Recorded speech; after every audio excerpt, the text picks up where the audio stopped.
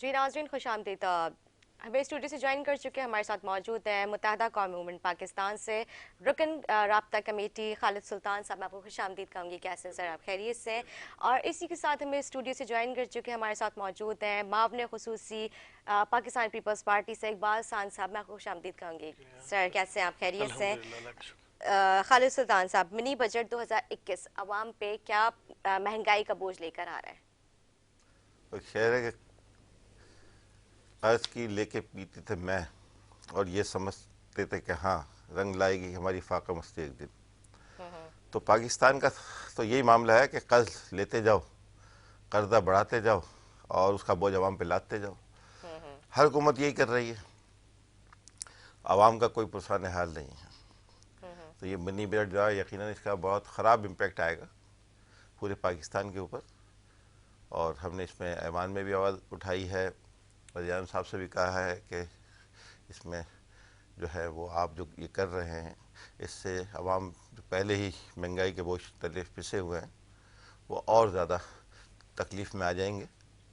और यकीनन अभी भी आवाम बहुत तकलीफ़ में महंगाई के हवाले से बहुत 2 साल यकीनन नहीं सर, हैं बहुत ज्यादा में परेशान है। यकीनन आपने ही कह देखा नहीं है, रहा आवाम हूँ। के साथ खुदकुशियां करने में मजबूर हो गई है। बिल्कुल ऐसी सूरत हाल है, आवाम का तो कोई पुरसान हाल नहीं है। तो हमारी तो ये रिक्वेस्ट थी और अभी भी ये है कि वो ऐसे फैसले किए जाएँ कि आम आदमी को रिलीफ मिले, आम आदमी जो है वो कम से कम खाने पीने की हद तक तो मोहताज ना हो। ठीक है जी, मतलब मुत्तहदा इस मिनी बजट की हिमायत नहीं करता। वो हमने उसको अपने कंसर्न को बताए हैं, वफाकी कैबिनेट में भी कहा है और ऐवान में भी हमारी जो अरकान असम्बली हैं, कल किशोर जहरा और हमारे उसामा कादी ने ऐवान में बात की है। इस हवाले से बिल्कुल क्लियर हमारा स्टैंस है। जाहिर है कि हम आवाम में से हैं, आवाम के लिए सियासत कर रहे हैं। कोई भी अगर हम अलाई ज़रूर हैं हुकूमत के, लेकिन हम हर ऐसी चीज़ जिससे आवाम को तकलीफ़ पहुँच सकती है हम उसके लिए आवाज़ उठाते हैं और अपनी बात तक पहुँचाते हैं। असल मसला ये कि हमसे मशवरा नहीं किया जाता कभी भी। कोई ये हमारा शिकवा है, हमेशा हम ये करते हैं कि कोई भी आप स्टैंस ले रहे होते हैं, कोई बड़ा फैसला कर रहे होते हैं, मुतलका गवर्नमेंट आपकी बड़ी अलाई है, अगर आप उससे मशवरा करेंगे तो यकीनन वो आपको ऐसी, हमारा एक तजर्बा है 40 साल का सियासत करने का, तो हम ऐसे रास्ते आपको बताएंगे, ऐसे आपको ऐसा मशवरा देंगे जिससे हुकूमत के ऊपर बोझ भी आए और आवाम भी उसमें रिलीफ महसूस तो करे। सर मैं आपके पास आऊंगी, लेकिन मैं इससे पहले चाहूंगी इकबाल खान साहब, ऐसी क्या मजबूरी थी इनकी जो इन्होंने एक दफ़ा मिनी बजट दोबारा से आवाम के पेश करने के इम्कानात हैं? आवाम के ऊपर महंगाई के वैसे इन्होंने बोझ डाला हुआ है, लेकिन 2021 जो है एक नया साल आने वाला है 2022, और उससे पहले आवाम के ऊपर एक और बोझ डालने की तैयारियां की जा रही हैं। बिस्मिल्लाहिर्रहमानिर्रहीम। बहुत शुक्रिया नेहा। मैं शुक्रिया अदा करूँगा खालिद साहब का भी और देखने वालों को, सुनने वालों को सबका अस्सलाम वालेकुम। देखें, बात खालिद साहब ने कही ज़रूर कि हमारे कंसर्न्स हैं, हमने बात की है उसूली तौर पर। तो जो भी कुछ हो रहा है अवाम पाकिस्तान के साथ उसमें इनकम बराबर की शरीक है, अगर सच पर मबनी बात की जाए। देखिए, मैंने कहा है, मैंने सुना है, हम बात कर रहे हैं, करते कराते 3.5 साल अपने गुजार दिए। कोई शोबा ऐसा नहीं रहा पाकिस्तान का जो कि बहरान का शिकार ना हो, क्योंकि ये बहरानी हुकूमत है। और बहरानी हुकूमत में आपने देखा होगा कि अगर कोई मजहबी बुनियाद पर कोई इशू आता है तो भी बहरान देखा जाता है। आपने देखा टीएलपी वाला मामला कितना टूल पकड़ गया। और पेट्रोल के मामला, जब पूरी दुनिया में पेट्रोल सस्ता था और हमारे मुल्क में जो है पेट्रोल नापेद हो गया और एक ही रात में 25 रुपये लीटर, आपको याद होगा, बढ़ा दिए गए थे। तो ये भी एक बहरानी कैफियत थी। चीनी का बहरान हमने कभी नहीं सुना था, 3 साल से डेली हम सुनते आ रहे हैं और चीनी की लाइनें भी हमने देखी। आटे का बहरान वो भी देखा, अद्वियात का बहरान वो भी देखा, डॉलर का बहरान वो भी देखा, नौकरियों का बहरान भी देखा, बेरोजगारी का बहरान भी देखा, बिजली का बहरान भी देख रहे हैं, गैस का बहरान भी देख रहे हैं। तो ये जो बहरानी कैफियत है उससे एमक्यूएम जो है वो बरी जमा नहीं है। तो इस बहरानी कैफियत में अगर एमक्यूएम वाकई इस मुल्क की आवाम का दर्द रखती है तो पहली फुर्सत में उनको कहते हैं जनाब खुदा हाफिज, आपने जी सत्यानाश काफ़ी कर दिया, अब गुंजाइश नहीं है। और अब जो ये मिनी बजट लेकर आने की कोशिश कर रहे हैं, और उन्होंने तो अपनी तरफ से अटेम्प्ट कर दिया है, ठीक है, और यकीनी तौर पर अगर वो पास होता है तो एमक्यूएम फिर शरीक होगी इस गुनाह के अंदर। तो मैं मेरी तो ख्वाहिश होगी कि एमक्यूएम कम से कम इस गुनाह में शरीक ना हो और पाकिस्तान की आवाम के ऊपर रहम किया जाए। और जो सूरत हाल डेवलप हो रही है, आप यकीन करें कि आपको अभी पार्लर जाएंगी तो आपको पता लग जाएगा इस मनी के बाद। बिल्कुल, मुझे तो बहुत अच्छे आपको से अंदाजा अंदाजा है हो क्योंकि जाएगा। जो कॉस्मेटिक्स के ऊपर जो जी जी टैक्सेस जी जी लगाने जी का कहा गया जा कॉस्मेटिक्स रहा तो है, सर तो बेकरी मुझे आइटम्स अंदाजा पर, है कि देखिए कितना नेहा, खतरनाक ये टैक्सेस का नेहा बेकरी मतलब बेकरी खबर है। आइटम्स पर जो है वो जो गरीब की दस्तरस वाली चीज है, इन्होंने साइकिल पर टैक्स लगा दिया है। सही बात है। छोड़े लग्जरी गाड़ियों को, साइकिल पर टैक्स लगा दिया है। मोबाइल फोन एक छोटी इंटरटेनमेंट है पाकिस्तान की आवाम के लिए, वो बेचारे जो पैकेजेस वगैरह कराते थे उसके ऊपर टैक्सेस लगा दिए हैं। सही बात है। तो मेरा ख्याल है कि ये चाहते हैं कि पाकिस्तान की आवाम जो है सुबह घर से निकले, 2 वक्त की रोटी तंदूर से लेकर आए, क्योंकि घर पे गैस नहीं आती, घर में बच्चों के साथ उसको गीला करके खा लें, गर्म नहीं कर सकते। सर अभी भी घर लोग तक खा पहुंचेंगे रहे तो सर्दी में ठंडी हो नमक और जाएगी। मिर्चों के साथ यहाँ पे ऐसा ही हो रहा लोग है, खाना लोग खा रहे हैं, सुसाइड पेट कर भर रहे रहे हैं, जाहिर हैं। है। देखिए हमारे मुल्क में ये सोचना पड़ेगा, ये लम्हा फिक्रिया है। हमारे मुल्क में लोगों ने बेरोजगारी से खुदकुशियों का जो इन 30 साल में रिकॉर्ड पैदा हुआ है, शायद 70 साल में नहीं हुआ। सही बात तो है। इसका क्रेडिट भी अगर ये साबिका हुकूमत को दे देंगे तो इनकी सवाबदीद पर है कि इन्होंने तो अपना टाइम पूरा करने के बाद भी शायद यही कहना जी हमारा कोई कसूर ही नहीं है, वही सब करके चले गए थे। तो वो तो जब कर गए थे तो लोग कम से कम खुदकुशियां तो नहीं करते थे, बेरोजगारियां तो नहीं थी, लोगों के घर तो तबाह नहीं होते थे, लोगों की बिल्डिंगें मसमार तो नहीं हो रही थी। बनी गाला रेगुलाइज होता है, पंजाब की आबादियां, कच्ची आबादियां रेगुलाइज होती हैं, सुबह सिंध में जो है कहते हैं जनाब डिमोलिश करें। इसको रेगुलाइज करने के लिए कोई एकामत नहीं किया जाता है। बहरिया टाउन को जो है सुप्रीम कोर्ट चार्ज लगाते, काबिल एहतराम है, सुप्रीम कोर्ट चार्ज लगा के उनको रेगुलाइज कर देती है। और 120 गज 80 गज के 60 गज के मकान को जो है उसको कहते हैं जनाब इसको डिमोलिश करें क्योंकि इलीगल है। तो खुदारा ये इस मुल्क में ये दोहरा मयार, गरीबों के साथ जुल्म हो रहा है और लोग इस मुल्क से नकल मकानी करने पर मजबूर हो गए। आपने देखा होगा कि यहाँ से लोग बैरून मुल्क जाने पर तैयार हो गए। लोग अपने घर बार छोड़कर छोटी मोटी रोजगार के लिए, कोई सऊदीया जा रहा है, कोई दुबई जा रहा है, कोई तुर्की जा रहा है, कोई कुवैत जा रहा है, कोई कतर जा रहा है, यहाँ से जाना शुरू हो गए लोग। हमारे हमारे मुल्क में आप अगर कराची एयरपोर्ट पर उतरे तो आपको कोई इंटरनेशनल फ्लाइट एयरपोर्ट पर नजर नहीं आती, और आप किसी और मुल्क में चले जाएं तो जहाज इस तरह लगे होते हैं जैसे रक्षे खड़े हैं। तो ये हमारे लिए लम्हा फिक्रिया है ना, ये छोटी बात नहीं है, हम बहुत पीछे जा रहे हैं। और खुदा ना करे ये मजीद अगर थोड़ा इनको वक्त मिल गया तो शायद हम पीछे जाने के साथ साथ हम गड्ढे में चले जाएंगे। ठीक है जी, खालिद सुल्तान साहब। जी असल में तो मैंने अभी जो आपने मुझसे सवाल किया था वो तो मिनी बजट के हवाले से किया था, तो मैंने जो गुफ्तगू की थी उसी तनाजुर में की थी। लेकिन मैं कहा लेकिन अभी आपने इकबाल साहब का भी मौक़िफ़ सुना, मैं वो कहते हैं अर्ज कि कर इसमें मैं अर्ज बराबर की गुनहगार जब मुत्तहदा भी मैं है। अर्ज कर रहा हूँ मुत्तहदा गवर्नमेंट तो एक बहुत छोटा सा उसका वो हिस्सा है। असल तो सिंध गवर्नमेंट हिस्सा तो है ना, भी इस खालिद भाई। एक महंगाई का एक दूसरा वो पहलू है कि जो उसकी जिम्मेदार सिंध गवर्नमेंट है। सिंध गवर्नमेंट ने, क्योंकि इनका ये जो ब्यूरो है, प्राइस कंट्रोल ब्यूरो भी इन्हीं के पास है, लेकिन जो रोज़मर्रा की अशिया होती है, सब्जी है, गोश्त है और अपना मुर्गी है, दूध है, दही है, इसका कंट्रोल तो इनके पास है।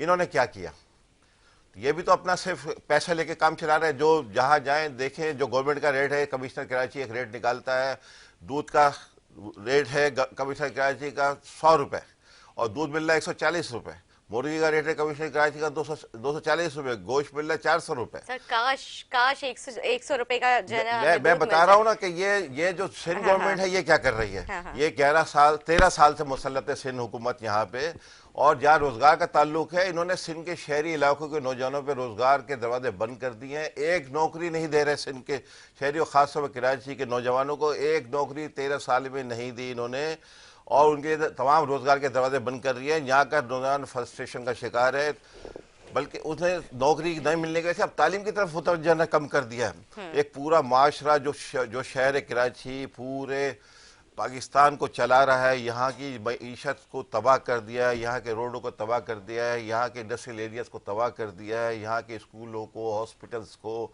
यहाँ के बल्दियाती इदारों को तबाह कर दिया है। ये किसकी जिम्मेदारी है? हमने देखे, जो हम सच बात करते हैं कि फेडरल गवर्नमेंट की तरफ से कोई खामी थी या उसकी कोताही थी, वो हमने बताई, उनके अंदर रहते बता। हम ये नहीं है कि साथ मिल के लूट कसूर में किसी की शरीक है। वो उनकी मजबूरियाँ जो IMF से कर्ज लिया या इंटरनेशनल जो मामला है उसकी वजह से एक दबाव है उनके ऊपर। लेकिन पीपल्स पार्टी पे क्या दबाव है? पीपल्स पार्टी तो 1400 रुपये खर्च रही है हर साल 250 अरब रुपया सिंध डायरेक्ट या कराची डायरेक्ट टैक्स दे रहा है पीपल्स पार्टी की हुकूमत को, और फेडरेशन से तकरीबन 1200 अरब के करीब इनको मिल रहा है। पीपल्स पार्टी ने क्या रिलीफ दिया है सिंध के शहरी अवाम ने, पूरे सिंध की, मैं तो कह रहा खाली सिंध के शहरी, अब तो इससे निकल गई बात कि सिर्फ हम सिंध के शहरी की आवाज़, अब तो हम सिंध के दही इलाकों के लोगों की भी आवाज़ बन गए हैं कि जिनके साथ पीपल्स पार्टी ने ऐसा जुल्म किया कि गरीब के बच्चा, वडेरे, जागीरदार और जो इनके हवारी है पीपल्स पार्टी के, उनको तो नौकरियां मिल रही हैं, उनको तो ऐसी जगह पर पोस्ट किया जा रहा है जिनके ऊपर नैब के मुकदमात हैं, जिनको बार बार सुप्रीम कोर्ट ने हटाया है, उनको लूट खसूट का बाजार गर्म करने की पूरी आज़ादी है। आप देख ले कोई महकमा, आज भी एक सेशन जज साउथ के उन्होंने कहा है कि पीपल्स पार्टी हर चीज की जिम्मेदारी, बजाय इसके कि इनको दूसरी उसको ले जाए, पीपल्स पार्टी को बैन कर दिया जाए। ठीक है जी। पीपल्स पार्टी, तो पीपल्स पार्टी क्या किरदार अदा कर रही है? आज कराची का नौजवान, सिंध के शहरी इलाकों को नौजवान तरस रहा है कि नौकरी के अपने रिस्क के रोजी के लिए, तो इसका जवाब कौन देगा? अच्छा सर, सवाल तो आप लोगों से भी बनता है क्योंकि आप लोग इत्तेहादी हैं वफाक के। जो खान साहब ने कहा था 1 करोड़ नौकरियां, 50 लाख घर, तो वो कहाँ पर है? आप लोग अभी तो सवाल करें ना उनसे। वो पीटीआई का मंशूर था, ये उन्होंने कहा था। तो सर आप लोगों ने फिर उनके साथ इत्तेहाद क्यों किया? आपने तो उनकी अच्छाइयां देखी किया था ना, आज वो आप उन बातों पर नहीं है डटे हुए, तो फिर आप उनसे सवाल करें ना। हम उनसे सवाल, कोई देखें आप रिकॉर्ड उठा लें कौमी असम्बली का, सेनेट का और मीडिया पे, कोई भी, चाहे गैस का बुरहान आया, चाहे बिजली के प्राइसेस का मसला आया, चाहे भी ये मिनी बजट का मसला है, उससे पहले भी जो भी बहरान आया, ऐसा नहीं हुआ कि मुत्तहिद कौम ने वहाँ पे खड़े हो के अपने कंसर्न शो न किए हों, उससे ना कहा हो कि ये मुनासिब नहीं है। तो ये बस हमारा शिकवा है उनसे कि, और उनसे बार बार कहते हैं कि आप हमसे मुशावरत करेंगे, हम आपको उससे बेहतर रास्ते बताएंगे जिससे अवाम पे बोझ जो है वो कम होगा। ठीक है जी, इकबाल साहब। मैं बड़ा मुस्कुरा रहा था खालिद साहब की बात पे। मेरे ख्याल है मेरी कोई बात नागवार गुजर गई है। इन्होंने पीपल्स पार्टी से शुरू किया और पीपल्स पार्टी पे ख़त्म किया। बड़े तामुल से सुना है मैंने और उम्मीद करूंगा कि खालिद भाई भी बड़े तामुल से सुनेंगे। मेरे बड़े हैं, काबिल एहतराम है मेरे लिए। देखें, जब आप इनसे पूछे ना वफाक में बैठे हैं आप क्या करें, जी हम खड़े हैं, हम बात करते हैं, हम चीत करते हैं, लेकिन उसी तनख्वाह पे काम करते हैं, और ज़्यादा शोर मचाते हैं तो एक आध मिनिस्ट्री मिल जाती है, फिर उसी तनख्वाह पे काम शुरू कर देते हैं। देखें, बड़ी मुश्किल के बाद 35 साल के तवील अरसे के बाद कि शहर कराची जो और हैदराबाद या सिंध के शहरी इलाके जो लसानियत की बू से बाहर निकले हैं। आप कहते हैं जनाब सिंध की आवाम को हमने क्या दिया, मैं समझता हूँ कि पैमाना क्या है। देखें, पैमाना ये है कि सिंध में रहने वाला, मैं समझता हूँ कि हर वो शख्स जो अपने आप को सिंध में रहकर सिंधी समझता है, चाहे वो उर्दू बोलने वाला सिंधी है, चाहे वो पश्तो बोलने वाला सिंधी है, चाहे वो बलोची बोलने वाला सिंधी है। देखें, हमारे उर्दू बोलने वाले दोस्त पाकिस्तान के हर खत्ते में आबाद हैं। सिर्फ वाहिद हमारा सूबा है जिसमें वो अपने आप को सूबे के साथ एडजस्ट करना ही नहीं चाहते, बिकॉज ऑफ MQM, क्योंकि उन्होंने माइंडसेट ऐसे कर दिए लोगों के कि लसानियत की जो नफरत का जो बीज उन्होंने बोया है वो निकल नहीं पा रहा इस शहर के लोगों। मेरे बड़ों ने भी माइग्रेशन की थी, ठीक है, मैं इस शहर में पैदा हुआ, मेरे वालिद भी इस शहर में पैदा हुए, तो हम इस सूबे का पार्ट हो गए, ठीक है। तो वो जो हमारी माइग्रेशन थी वो दादा की थी। अब मेरे अपने बच्चे कहें कि जनाब चूंकि हम माइग्रेट कर आए थे, लेकिन अब तो वो यहाँ पैदा हो गए ना, तो ये थोड़ा सा माइंडसेट इनको चेंज करना पड़ेगा। और ये जो कहते हैं ना जी कराची के लोगों को नौकरियां नहीं, देखिए कराची के लोगों की तबाही की जिम्मेदार तो MQM है ना, जिन्होंने बहुत शॉर्टकट तरीके से उनको कमाने का तरीका बता दिया, उनके हाथ में असला पकड़ा दिया, उनको नकल के रुझान पे लगा दिया, और जब भी वो किसी इम्तिहान देने जाते हैं या इंटरव्यू में बैठते हैं तो फेल हो जाते हैं बेचारे, क्योंकि उनकी तालीम का सत्यानाश हुआ। क्योंकि वो जो एग्जाम में जाते थे 9th के मैट्रिक के, फिर इंटर बोर्ड के इम्तिहान देने के बाद, या तो उनके हाथ में जो सॉल्व पेपर आता था, एक बच्चा पानी और जग लेकर आता, जनाब सॉल्व पेपर चाहिए, पहले किसी जमाने में 20-25 का मिलता था, फिर 100 का हुआ, 500 का हो गया, और अब वो 1000 रुपए का भी सॉल्व पेपर मिलता है। तो ये रिवायत MQM ने डाली शहर के नौजवानों का बेड़ा गर्क करने के लिए, उनके हाथ में असला दिया ताकि वो आसानी से अपना जरिया माश कमा सके इलीगल तरीके से। कभी वो खाली बेच के कमा लेते थे, कभी वो ज़कात और फितरे के पैसे में से डंडी मार के कमा लेते थे, कभी वो बचत बाजार, कभी वो चाइना कटिंग करके कमा लेते थे, कभी वो मुख्तलिफ जराए थे जो कराची के नौजवानों की तबाही का बाइस बने। अब यहाँ पर अगर हम बात करें कि जनाब पीपल्स पार्टी जनाब 13 साल से इक़्तिदार में है और पीपल्स पार्टी ने सूबे का बेड़ा गर्क कर दिया, चले 1 मिनट के लिए मैं इनकी बात मान लेता हूँ, तो नेहा पैमाना क्या है? पैमाना क्या है? ये तो आपकी खुशफहमी है। पैमाना क्या है? पैमाना यह है कि 2008 का इलेक्शन हुआ, जो नंबर्स हमें सीट्स मिली 2013 में उसके मुकाबले में हमें ज्यादा मिली। 2013 में जो नंबर्स ऑफ सीट्स थे हमारे 2018 में सूबे में उसके मुकाबले में ज्यादा मिले। या तो हम ये तय कर लें कि सूबे के रहने वाले जो हैं वो लाशऊरी की जिंदगी गुजार रहे हैं, उनके अंदर कोई शऊर ही नहीं है, और अगर अगर इस सूबे के लोगों को बशऊर समझते हो तो फिर वो सही फैसला करके पीपल्स पार्टी को वोट करते हैं, आपको नहीं करते। ग्रेजुअली 13 के बाद जो बेड़ा गर्क हुआ एमकेएम का, उसके लिए आपको अपने कान पकड़ने चाहिए, किसी और के नहीं पकड़ने चाहिए। हम दूर नहीं जाते। एनए 249 का बाई इलेक्शन हुआ, पीपल्स पार्टी छठे नंबर से पहले नंबर पर आ गई और एमक्यूएम और पीटीआई 5वीं और छठी की रेस में लगी रही। ये पैमाना है, अवाम ने वोट किया पीपल्स पार्टी को। पीएस 88 का बाई इलेक्शन हुआ, हमने जनरल इलेक्शन से ज्यादा वोट लिए और एमक्यूएम और पीटीआई की जमानतें जब्त हो गई। ये पैमाना है लोगों की सोच का जायजा लेने का। कैंटोनमेंट का इलेक्शन हुआ, लास्ट इलेक्शन में नेहा हमारे पास 3 काउंसलर्स थे, आज हमारे पास 3 से 4 जिलों में पीपल्स पार्टी अपने सदूर बनाने के लिए जा रही है इन जिलों के अंदर। तो पैमाना तो यह है कि कराची की आवाम जहां आपको 14 काउंसलर्स दिए थे वहां आपके पास 3 रह गए, हम 3 से उठा के 12 पर आ गए। तो आप ये पैमाना है। नेहा, बातें करने से कुछ नहीं होता, आप करते रहे मुझ पे तनकीद, मैं कहता हूं दलाइल करके बात करें, दलाइल देने आप कि एमक्यूएम पीछे गई है या आगे बढ़ी है, पीपल्स पार्टी का साइज बढ़ गया या कम हो गया है। पंजाब में ठीक है हमारी परफॉर्मेंस नहीं थी, काफी अरसे से वहां पे अताब में थे, काफी अरसे से हमारी पार्टी की पोजीशन में ग्रो नहीं कर रही थी। अभी आपने देखा होगा एक एनए 133 का इलेक्शन हुआ, पीपल्स पार्टी ने 2018 के जनरल इलेक्शन में 5000 वोट लिए उधर, पीटीआई के 70,000 थे, नून लीग के 90,000 थे, हमने ग्रो किया 5,000 से 32,000 पे गए, नून लीग 90,000 से 46,000 पर आई। तो हमारे वोट बढ़ा या कम हुआ? बढ़ गया। इसी तरह वहां पे एक सूबाई असेंबली का इलेक्शन था जहां पर हमारे सिर्फ 4,000 वोट थे और हमने 16,000 वोट लिए। तो पीपल्स पार्टी ग्रो कर रही है। पिशावर के मेयर के लिए जो इलेक्शन हुआ, जमीयत उलमा इस्लाम वहां जीत गई, आपकी इत्तेहादी हुकूमत के लोग हार गए, उन्होंने 62,000 वोट लिए, इत्तेहाद आपकी इत्तेहादी जमात ने शायद 5-7,000 उनसे वोट कम लिए, हमने 50,000 वोट लिए पिशावर में। हम ग्रो कर रहे हैं, पार्टी पीपल्स पार्टी बढ़ रही है। अच्छी बात है ग्रो कर रहे हैं, लेकिन आवाम कैसे ग्रो करे, आवाम कैसे आगे बढ़े? आवाम के तो ये जान छूटेगी तो देखिए, आवाम की तो जान ये छोड़ेंगे तो ग्रो करेंगी।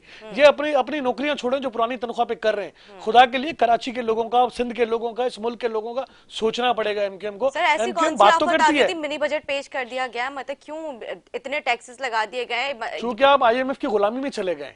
आपने आईएमएफ की नौकरी कर ली, आपने इस मुल्क को गिरवी रख दिया, आपने अपने इदारे उनके हवाले कर दिए।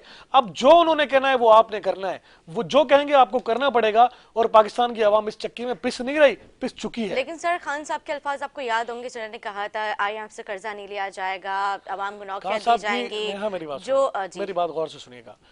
खान साहब की एक बात मैं तहे दिल से मानता हूँ, बड़ा मशकूर हूँ उनका, और मैं उनकी इस बात को एडमिट करता हूँ, बिल्कुल एग्री करता हूँ, 2000% एग्री करता हूँ। और शायद मेरे भाई खालिद भाई भी एग्री करेंगे कि वो कहते थे कि जब जब डॉलर की कीमत बढ़े तो समझ जाइएगा वजीर आजम चोर है, जब जब जरूरत अशिया की चीजें बढ़े तो समझ जाइएगा चोर है, पेट्रोल बढ़े तो समझ जाइएगा वजीर आजम चोर है। इनकी एक बात से मैं एग्री करता हूँ। और मकाफत अमल देखें आप, खान साहब ने कैंटोनमेंट में खड़े होकर एक बिजली का बिल जलाया था, आज केपी के खवातीन सड़क पर निकल के बिजली के बिलों के ढेर जला रही हैं। ये उस सूबे में हो रहा है जहां खान साहब की 8 साल से हुकूमत है, जहां इनके इत्तेहादियों की हुकूमत है, वहां हो रहा है। और जहां पर फेडरल और सूबाई की हुकूमत है और वहां आप लोकल बॉडी के इलेक्शन हार जाए, इसका मतलब यह है कि खल्के खुदा ने आपको रद्द कर दिया। आपका यही पैमाना है फैसला करने का कि अवाम आपसे खुश है या अवाम आपसे नाखुश है। अगर कोई और पैमाना है तो वो मुझे बता दें, तनकीद करने का इनका हक है, करते रहे, हम सुनते रहेंगे। देखें, जहां तक अभी लिसानियत की बात की मेरे भाई ने, इकबाल भाई ने, मैं जब से यहाँ बैठा हूँ मैंने एक लफ्ज भी लिसानियत के हवाले से नहीं कहा। अच्छी बात है सर। मैं तो आपके लीडरान कहते हैं, बरमला रोज कहते हैं, खालिद मकबूल सिद्दीकी साहब, वसीम अख्तर साहब चिल्ला चिल्ला के कहते हैं। देखिए मैं तकरीबन खामोश रहा हूँ, एक लफ्ज बीच में जरूर बोला, लेकिन सर आप अपनी पार्टी की बात करें ना। मैं वही बात कर रहा हूँ कि मैंने अभी तो मैं इस फवाम की बात कर रहा हूँ, एक लफ्ज ही बोला, मैंने सिंध के शहरी इलाके और पूरे सिंध के गरीब आवाम की बात की है। और हम ये समझते हैं, अब हम इस नतीजे पहुँच गए हैं कि हमने अब किसी लिसानी के बजाय आम गरीब आदमी की बात को ज़्यादा अहमियत देनी है ना। ये हमारा स्टैंड है, यही हमारा फैसला है। वो तो मजबूरी है कि जो वज़ीर आला सिंध असम्बली में खड़े होकर जब वो ब्लैकमेल करते हैं, या चेयरमैन बिलावल साहब अपनी तकरीर में पाकिस्तान को एक वो देते हैं, उसके ऊपर थ्रेट देते हैं, उसके ऊपर हम ये बात करते हैं। लेकिन जो इन लोगों ने एक वतीरा बना रखा है इस मुल्क को तबाह करने का, इस मुल्क को लूटने का, और ख़ास तौर पर सिंध के अवाम और गरीब अवाम जो इनको दही इलाके में ख़ास तौर पर, इसलिए हमें कहना पड़ता है कि ज़्यादातर दही इलाकों से इनको वोट मिलता रहा है। शहरी इलाकों ने कभी पीपल्स पार्टी को वोट नहीं दिया, कभी भी कामयाब नहीं। इस दफा जो ये मैं बता रहा हूँ, अब आपको मैं बताऊं, मैं आपको बता रहा हूँ जनाब, हुआ क्या है। अभी FIA ने एक रिपोर्ट दी थी जिसमें से 30 से 40 लाख शनाख्ती कार्ड जाली बनाए गए सिंध में। और वही इसमें पहले ये होता था कि वोट अलग से दर्ज कराना पड़ता था, अब तो जैसे ही कोई जाली वोट वो शनाख्ती कार्ड बनता है, वोट खुद ब खुद दर्ज होता है। आज जो पीपल्स पार्टी ये हुकूमत कर रही है सिंध पे 100 सीटों के साथ, ये जाली अक्सरियत है इसकी, मैं आपको बता रहा हूँ। बड़ी इसकी तहकीकात कर ली जाए, बड़ी ये जाली अक्सरियत है, क्योंकि वो 30-40 लाख वोट जो जाली दर्ज कराया गया उसकी बुनियाद पर जो ये कह रहे हैं कि सिंध के शहरी इलाकों से ये इतने वोट इन्होंने कैंटोनमेंट वोट में ले लिए, और ये भी 249 की आप वहां से वो वोट अभी नई वोटर लिस्ट बन रही है, इससे पता चल जाएगा कितना जाली वोट था जो कराची में और इंटीरियर सिंध में दर्ज कराया गया। 30 से 40 लाख वोट बता नहीं, हर सीट जो इनकी जो है जो वो उस पर निशान लग गया है कि ये पीपल्स पार्टी जो मुसलत है आज खासतौर पर 2018 के बाद से, ये उस जाली वोट की बुनियाद पे जो FIA की रिपोर्ट है उसकी तहकीकात करे जाए, इस पर कमीशन बने जाए, जितने अभी तक जितने भी इन्होंने वोट दिए हैं वो जाली वोट अक्सरियत उसमें जाली है, जिसकी बुनियाद पे आप ये देखिए मैं आपको बता रहा हूँ, नहीं ये अक्सरियत साबित उसको होता है ना कि 70% 30% वो हो गया ना, तो ये 100 सीटें पहले जब पहले थी इनकी 70 सीटें, अब हो गई 100 सीटें। इसको ये रिपोर्ट आई, हमें तो नहीं अंदाजा था कि क्या हुआ है, ये तो अब रिपोर्ट आई है तो हमें पता चला कि ये जो इनकी अक्सरियत है जाली अक्सरियत। पहले आपकी कितनी सीटें देखें, और इस दफा तो ये सिंध की शहरी इलाकों की बात करें, मैं आपको बताऊं कि सिंध के दही लोगों ने इनको मुस्तरद करने का फैसला किया। जो आप बिलावल साहब और वजीरा साहब असेंबली में बात कर रहे हैं, खड़े हुए हैं, चीख रहे हैं, वो इसलिए नहीं चीख रहे हैं कि कोई और इनको कहां मुस्तरद किया है। इनको अब उम्मीद ये है कि अगले इलेक्शन में क्योंकि रियल वोटर लिस्ट आ जाएगी तो इनको वो मुस्तरद करके, इसलिए इन्होंने सिंध कार्ड खेलने का फैसला किया। सिंध असेंबली वाले साहब क्या बात थी, इससे हम यही तो मुतालबा कर रहे थे कि पीपल्स पार्टी ने क्या महाजन कार्ड खेलना बंद करे। क्या कहा? अच्छा सिंध असेंबली में क्या कहा? हमने तो पूछे ना सिंध असेंबली में क्या कहा? आज कह दिया ना क्या क्योंकि परेड फार्म से हमने दही और शहरी को भी कहना बंद कर दिया है। मैं आपको बता रहा हूँ आज। चलो तो बहुत अच्छा नेक काम किया आपने। हम तो ये बात कर रहे हैं अल्लाह करे ये सच हो। पूरे सिंध के अवाम पीपल्स पार्टी को मुस्तरद कर देंगे, और वही खौफ है जो आप बिलावल साहब अपनी प्रेस कॉन्फ्रेंस में दिल बहलाने के लिए गालिब ये ख्याल भी अच्छा है। साहब मैं सवाल करता हूँ, चले आप सर मेरा भी आपसे सवाल है, कैसे मुस्तरद करेंगे, मतलब ये करवाया जाएगा या क्या, मतलब क्या कोई या किसी ने आपको ये उम्मीद दिलाई है? अगर रियल इजाजत दे दी जाए आवाम को अपना राजदही इस्तेमाल करने की, और सिंध में भी जो जबरदस्ती वडेरे करते हैं पीपल्स पार्टी के और जो जबर से वोट लेते हैं उसको रोक लिया जाए, पाकिस्तानी फोर्सेज अपनी उस तरह इकदाम करें और अपनी निगरानी में फेयर इलेक्शन करा दें।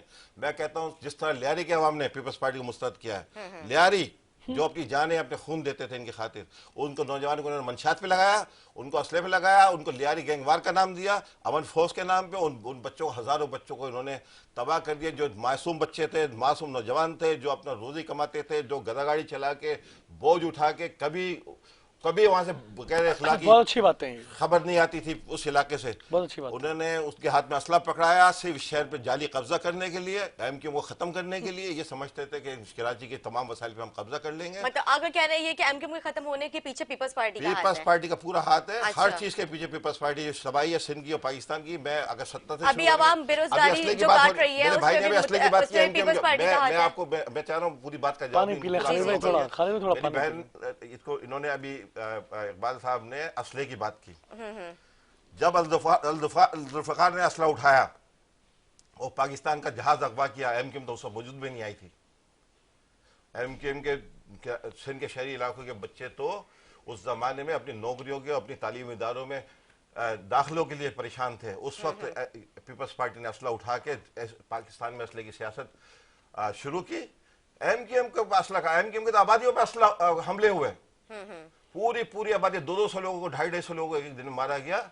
शादी बारातों को हैदराबाद में किला, हैदराबाद के पक्का किला के लोगों को खवातीन सर पे कुरान रख के बाहर निकली और इनकी जो जालिम पुलिस थी। ठीक है खालिद साहब, मुझे ब्रेक की बार कॉल की जा रही है। नाज़रीन छोटे सा ब्रेक लेते हैं, ब्रेक के बाद हाजिर होंगे, हमारे साथ रहें।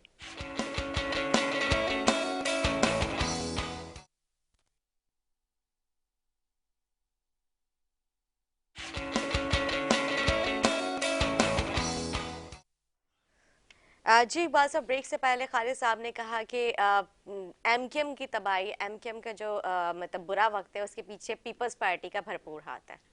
चलें, किसी बात पर तो उन्होंने हमारा जिक्र किया, किसी काम में तो हमारा हाथ है। अगर ऐसा ही है तो अल्हम्दुलिल्लाह, अल्लाह का शुक्र है कि हम जो है इस नहज पर इनको ले आए। बात यह है कि एमकेएम की बर्बादी की जिम्मेदारी ये खुद है। मैंने खालिद साहब से पूछा कि आप कब से थे एमकेएम में, ऑफ द रिकॉर्ड, तो उन्होंने कहा जी मैं बुनियादी आदमी हूँ। अब ये अल्ताफ भाई को डिसऑन करते हैं और बुनियादी तौर पर ही अल्ताफ भाई के साथ रहे पूरी जिंदगी। मुझे एक बात बताएं, अल्ताफ भाई जो है वो मेरे ख्याल 90s 91 92 में लंदन चले गए थे, ऐसा ही है, 90s में चले गए थे, आखिरी दिसंबर, ठीक है, 90s में जी लंदन चले गए थे। आज की तारीख। उसके बाद उनके अहकामात को कराची के अंदर, हैदराबाद के अंदर कौन फॉलो करता था? कौन करता था? यही लोग करते थे। वो जब आवाज लगाते थे बंद करो शहर तो बंद हो जाता था, वो जब आवाज लगाते जला दो तो जल जाता था, वो जब आवाज लगाते थे तो 100 आदमी मार दिए जाते थे। तो ये कैसे अपने आप को उनसे अलग कर सकते हैं? नहीं कर सकते।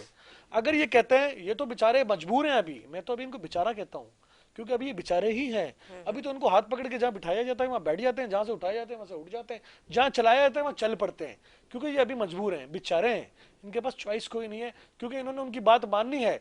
और जहां तक बात हुई ना पाकिस्तान मुर्दाबाद, तो ये बात दुरुस्त है कि अल्ताफ भाई ने कोई पाकिस्तान मुर्दाबाद पहली दफा नहीं कहा, उन्होंने 86 में भी कहा था, उन्होंने 90s में भी कहा था।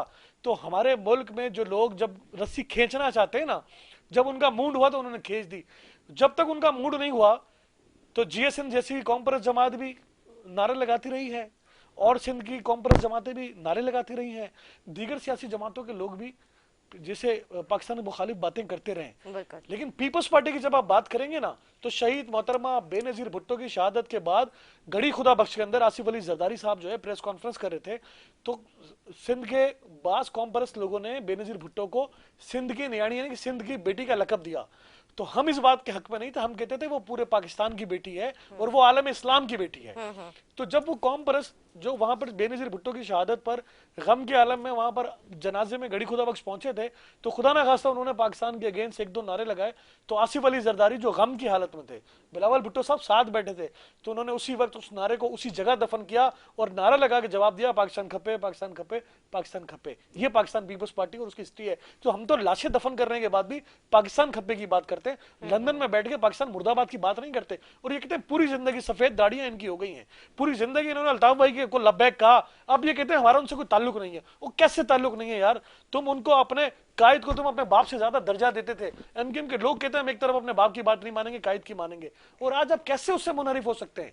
आप कैसे उससे पीछे हट सकते हैं? आप उनके हर गुनाहगार के बराबर के शरीक हैं, चाहे उसमें बल्दिया फैक्ट्री में लोगों को जिंदा जला दिया गया हो, चाहे 12 मई में 79 लोगों पर पुलिस वालों को घर बिठा के वजीर दाखिला वसीम अख्तर साहब थे, मुस्तफा कमाल मेयर कराची थे, लोगों को डायरेक्ट गोलियां मारी गई। तो ये सब हुआ एक एक घंटे में। क्या नेहा 100 लोग नहीं कराची में मारे गए, मारे जाते थे। अभी अगर 5-6 साल से अल्ताफ भाई के बगैर कराची सुकून में है तो रहने दे सुकून में, फिर आप लसनियत को आग लगाने की कोशिश करते हैं, फिर आप अंदरूने सुंदर शहर की बात करते हैं। ये ना करें खुदा के लिए, सूबे को अमन का गहवारा बनने दें।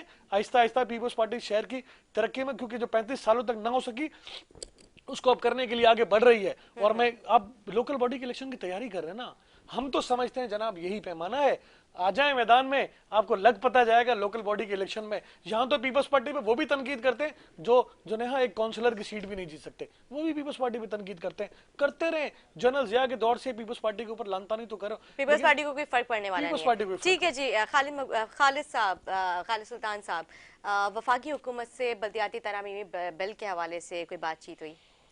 देखिए, अभी तो मैं बता दूं, जो हमारे भाई बात कर रहे थे, अभी तो ये जमाना है कि अभी 15 मिनट के अंदर पीपल्स पार्टी से किसी और जमात में नहीं चलेगा। जितनी तारीफ उन्होंने बड़े साहब की है, उतनी उन्होंने पीपल्स पार्टी की भी नहीं की। और दूसरी बात ये है, आप तो बड़े साहब, बात ये है, मुझे लगा था आप ही के हो गए। बात ये कि देखिए हमारा, आप भी थोड़ी कर देना हमने पाकिस्तान की खातिर, एक इस्लामी ममलिकत बनाने की खातिर यहाँ हिजरत की थी।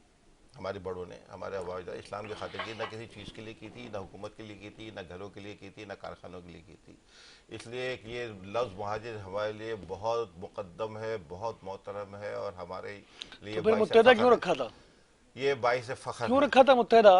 ये देखिए, मैंने आपकी सारी बात सुनी है सर मुझे जवाब दे तो देना मैं बस, प्लीज उसका भी जवाब दे दूंगा, मैं हर चीज का प्लीज जवाब दे दें मुझे, मैं हर चीज का जवाब मुझे बड़ा दूंगा। तजस्सुस है इस बात उसके का। भी वजह आप लोग के वो वडेरे हैं जिसकी वजह से हमने मुत्तहद रखा था कि हर बात हमने की जब वजह देखा कि पहले खाली मुहाजिरों के साथ ही नहीं हो रही है डिस्क्रिमिनेशन, ज्यादती हर गरीब सिंधी के साथ हो रही है, हर गरीब पंजाबी के साथ हो रही है, हर गरीब पठान के साथ हो रही है, हर गरीब बलोची के साथ हो रही है, हर हजारेवार, हर कश्मीरी जो गरीब है, जो 98% है इस मुल्क का, उसके साथ ज्यादती हुई। तो हमने कहा कि सिर्फ हम मुहाजिरों की नुमाइंदा जमात नहीं बनना चाहते, बल्कि पूरे पाकिस्तान के गरीबों की नुमाइंदा जमात बन गए मुत्तहदा गवर्नमेंट, इसलिए हमने रखा। अच्छा सर, लेकिन अच्छा, जो मैं भी भी अर्ज कर रहा हूं- महाजिर सूबा का जो नारा लगाया गया था, महाजिर सूबे की जो बात की जा रही थी बीच में, तो उसमें जो है सारी कौमियत के लोग होंगे या फिर उसमें भी सिर्फ महाजिर उर्दू स्पीकिंग ही होंगे? देखिए, मैंने अर्ज किया ना अभी, तो मैंने आपको 1 मिनट पहले अच्छा बताया, मुझे सुबह चाहिए नहीं चाहिए? हमने देखो, मैंने अभी बात की, मैंने एक दफे ये बात दी कि कराची के मुहाजिरों की मैंने बात की, कराची में हर है ना, चाहे वो सिंधी मेरा भाई इकबाल सांद का बच्चा रहता होगा,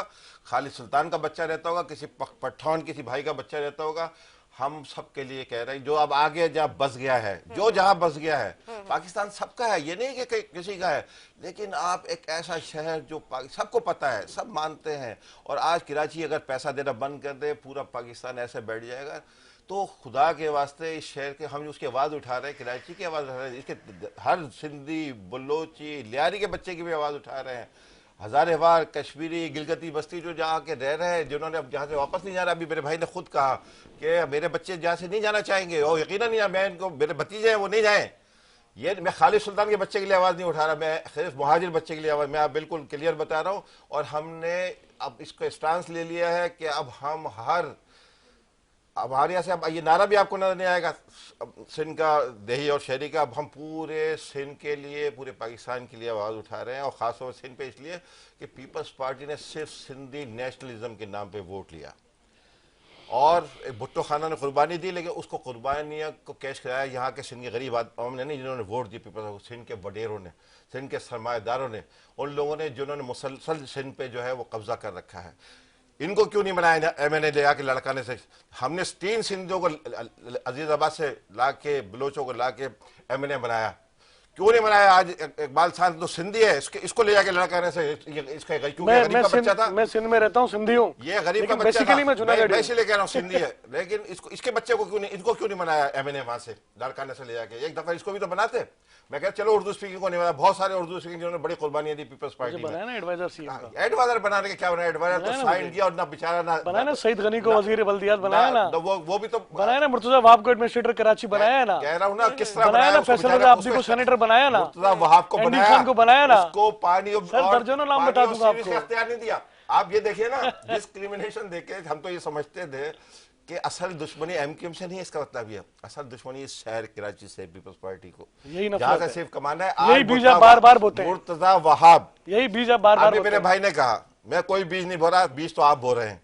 आपने तो उसमें से पौधा भी निकाल लिया अपने मुर्तजा वहाब के नाम का, जिसको आपने साबित कर दिया कि आपने उसको एडमिनिस्ट्रेटर बनाया, गैर कानूनी बनाया, सियासी आदमी नहीं बन सकता। लेकिन चलो हमने कहा चलो आपने कराची के बेड, आपने वाटर बोर्ड उसको दे दिया, जो पहला मसला है लोगों के पानी का है, जो सीवेज का पूरा शहर जो बह रहा है, उसको फंड नहीं दिए कि वो गटर का ढकना बदल सके, बेचारा रो रहा है, चीख रहा है, आवाजें मार रहा है। इनकी कैबिनेट में उसने, मैं बयान दिखा दूं आपको, वो खुद कह रहा है, अभी कोर्ट में उसने जाके क्या बयान दिया सुप्रीम कोर्ट में, उसने आके क्या कहा? आप अपने कराची के बच्चा जो जिसकी बात सारी जिंदगी रही, वो खुद बचपन से पीपल्स पार्टी में है, अब उसको आपने ओहदा तो दे दिया, उसकी मां को भी मैंने बनाया, कराची का ओहदा तो दे दिया, लेकिन उसको इख्तियार नहीं दिया। इसका मतलब आपकी दुश्मनी कराची से है। सर अभी हम आ जाते हैं ना, दुश्मनी सर खुदा के लिए ये नफरत, सर आपने अभी खुद ही कहा कि जितना टैक्स जो कराची शहर देता है, टैक्स देना बंद कर जाए तो पता चल जाएगा। तो आप मुझे बताएं इस शहर कराची से दुश्मनी क्यों की जा रही है वफाक की जानिब से?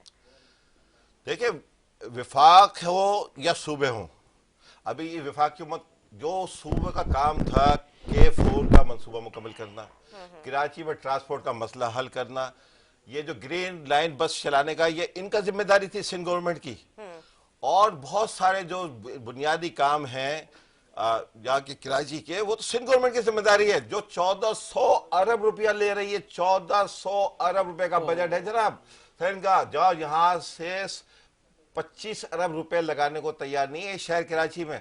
मैं आपको बताऊं, मेयर हमारा वसीम अख्तर के जमाने में 21.5 वज़ीर आला का बयान है, 3 साल बाद उन्होंने बयान दिया था, हमने 63 अरब रुपए दिए मेयर कराची को। मैं आपको बताता हूँ 19.5 अरब रुपए सालाना सिर्फ तनख्वाह में जाता था।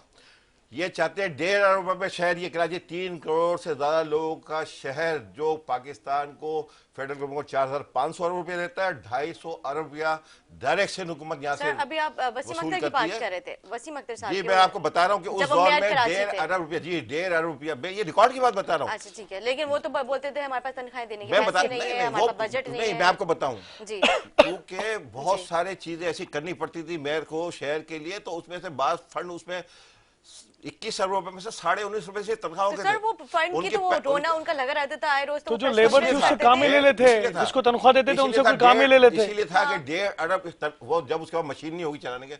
मैं आपको बताता हूँ, गटर बगीचे में जो हमारा पिछला बल्दियाती दौर था, उस जमाने में जो हमने मशीनरी खरीदी थी कई अरब रुपए की, कोई 40-50 अरब रुपए की मशीन पड़ी है, 46 करोड़ रुपए चाहिए था उसको सही करने के लिए। 100 खत लिखे हैं वज़ीर आला को, जाके रिकॉर्ड में है। जब आखिरी दिन वसीम अख्तर ने जो खत फेंके, जब अपनी आखिरी प्रेसिडेंट मेयर से जाने के लिए, रोज वादा होता कि शाम तक, यानी कि 46 करोड़ रुपया देना था। हमने कहा चले आप हमें ना दें, आप सही करा दें। वो मशीन आज बड़ी कई अरब रुपए की मशीन वहाँ सड़ रही है इस कराची को साफ करने के लिए, यहाँ से कचरा उठाने के लिए, यहाँ से जो दीगर तरक्याती काम करने के लिए, वो सड़ गई वहाँ पे। इन्होंने 46 करोड़ रुपया नहीं दिया 4 साल में वसीम अख्तर को कि उस वो मशीनें सही करा के चलाई जा सकती। यह है दुश्मनी इनकी शहर के, सिर्फ कमाना है, खाना है, लूटना है। अब ये 250 अरब रुपए तो हम दे रहे हैं टैक्स की मद में, कराची शहर 250 अरब रिश्वत की मद में जा रहा है। और दाएं बाएं से जो लोगों को दबा के, अब ये ताजिरों की हमने कॉन्फ्रेंस की थी 2 दिन पहले, उन ताजिरों का रोना सुनते, ताजिर क्या कह रहे हैं। तो सर ये सवाल तो आप लोग वफाक से करें ना कि क्यों जुल्म कर रहे हैं अवाम के साथ, क्यों ताजिरों के साथ। देखिए ये वफाक का मसला नहीं है, ये जो जुल्म है ये जहाँ की बात हो रही है अभी, ये तो बुनियादी ज़रूरतें फराहम करना, पानी फराहम करना, सीवरेज का मसला, रोड का मसला, ट्रांसपोर्ट का मसला, हॉस्पिटल का मसला, स्कूल का मसला, अमन अमान का मसला, ये 18वीं तरमीम के बाद 90% इख्तियारात सिंध गवर्नमेंट को मुंतकिल हो गए। और जब 18वीं तरमीम रखी गई, तो मैं इसलिए बता रहा हूँ, सबको पता चला 18वीं तरमीम के तहत ये तय हुआ था कि तमाम इख्तियारात नीचे सतह तक, बल्दियाती सतह तक डिवॉल्व किए जाएंगे। ना सिर्फ के सूबों को दिए जाएंगे, सूबे उनको बल्दियात को देगा। पीपल्स पार्टी ने एक इख्तियार बल्दिया को देगा, तमाम इख्तियार देने की बात तो अलग है, इदारे अपने पास ले लिए। जो हमारा दौर रहा, सारे इदारे जो पब्लिक को सर्व करने के लिए थे, सारे इदारे अपने उसमें अंडर में कर लिए, ताकि वो पैसे लेके उसके वो फंड हड़प कर जाए और पैसे लेके वहां नौकरियां दें, ताकि इनका पेट जो अब इतना बड़ा हो गया जो बगैर खाए पिए अब चल नहीं सकता, वो इनका पेट अपना पलता रहता है। अच्छा सर, अभी तरामीमी बिल जो है, बल्दियाती तरामीमी जो बिल है, उसके लिए भी मुत्तहदा काफ़ी सारी जमातें जो है मतलब इसके अगेंस्ट हैं। तो जो आप लोग चाहते थे इख्तियारात वो तो देने पे पीपल्स पार्टी तैयार है, फिर किस चीज़ का एहतजाज है? इख्तियार देने को तैयार है, तो हमें तकलीफ क्या है? पीपल्स पार्टी तो चाहती है कि मेयर कराची कचरा उठा ले, गटर का ढकना और बाथरूम उसका वो ले लेना, जो 10 रुपए बाथरूम के बाहर मिलते हैं जमादार को, वो है मेयर कराची को हासिल करने का टैक्स वगैरह। वही तो कह रहा हूँ ना, यानी कि अगर वाटर बोर्ड देंगे भी तो यानी कि मेयर मुंतखब हो जाएगा, फिर गवर्नमेंट की मर्जी है कि वो दे दे। इन्होंने तरमीमी बिल पढ़ा, उसकी इजाजत लेनी पड़ेगी। फिर इन्होंने तरमीमी बिल पढ़ा, हमने पूरा तरमीमी इकबाल साहब बोले आपने तरमीमी बिल नहीं पढ़ा। पीपल्स पार्टी की बदनीयती बताऊं आपको, ये तो गान अल्लाह ही जानता है सर, आप कैसे जानते हैं? मैं तो जबान की बात ही नहीं कर रहा, मैं तो प्रूफ की बात कर रहा हूँ। इनके वजीर नासिर शाह साहब, हमें खत लिखा उन्होंने कि आप अपनी इनपुट दें बजट के बाद। हमने पूरा अलिफ से लेके ये तक एक एक पॉइंट, जो 2001 का SLGA था जिससे पूरे पाकिस्तान की ऐसे शुरू हुई थी। और देखिए 3 इख्तियार अगर ना हो बल्दिया के पास, फाइनेंशियल, एडमिनिस्ट्रेटिव एंड पॉलिटिकल, तो कोई भी चीज आगे नहीं बढ़ सकती, कोई काम हो ही नहीं सकता। वो इख्तियार के तहत हमने उनको बड़े खुलूस है दिल के साथ, हमने उनको कोई उसमें तंज नहीं किया, हमने उस पर कोई उनको वो नहीं देगा आपकी बदनीयती है। हमने उनको बाकायदा लिख के उनको दिया कि ये है जो हम चाहते हैं कि इसमें। उन्होंने हमसे दोबारा बात करनी गवारा नहीं की उस मौजू पे, और ला के अपनी जो जाली अक्सरियत, मैंने आपको बताया ना जो दर्दी अक्सरियत है, जाली अक्सरियत मैं साबित कर दूंगा। आज एक कमीशन बना ले, supreme court of Pakistani high court बना ले, मैं साबित कर दूंगा पीपल्स पार्टी की जो पिछले जितनी भी जिस बुनियाद पे हुकूमत कोशिश कर रही है करें। जाली अक्सरियत है, कोशिश जिसको ये कह रहे हैं कि यहाँ पे हम वोट ले रहे हैं, जाली वोट जो दर्ज कराए गए हैं 30 से 40 लाख को मजाक समझते हैं आप?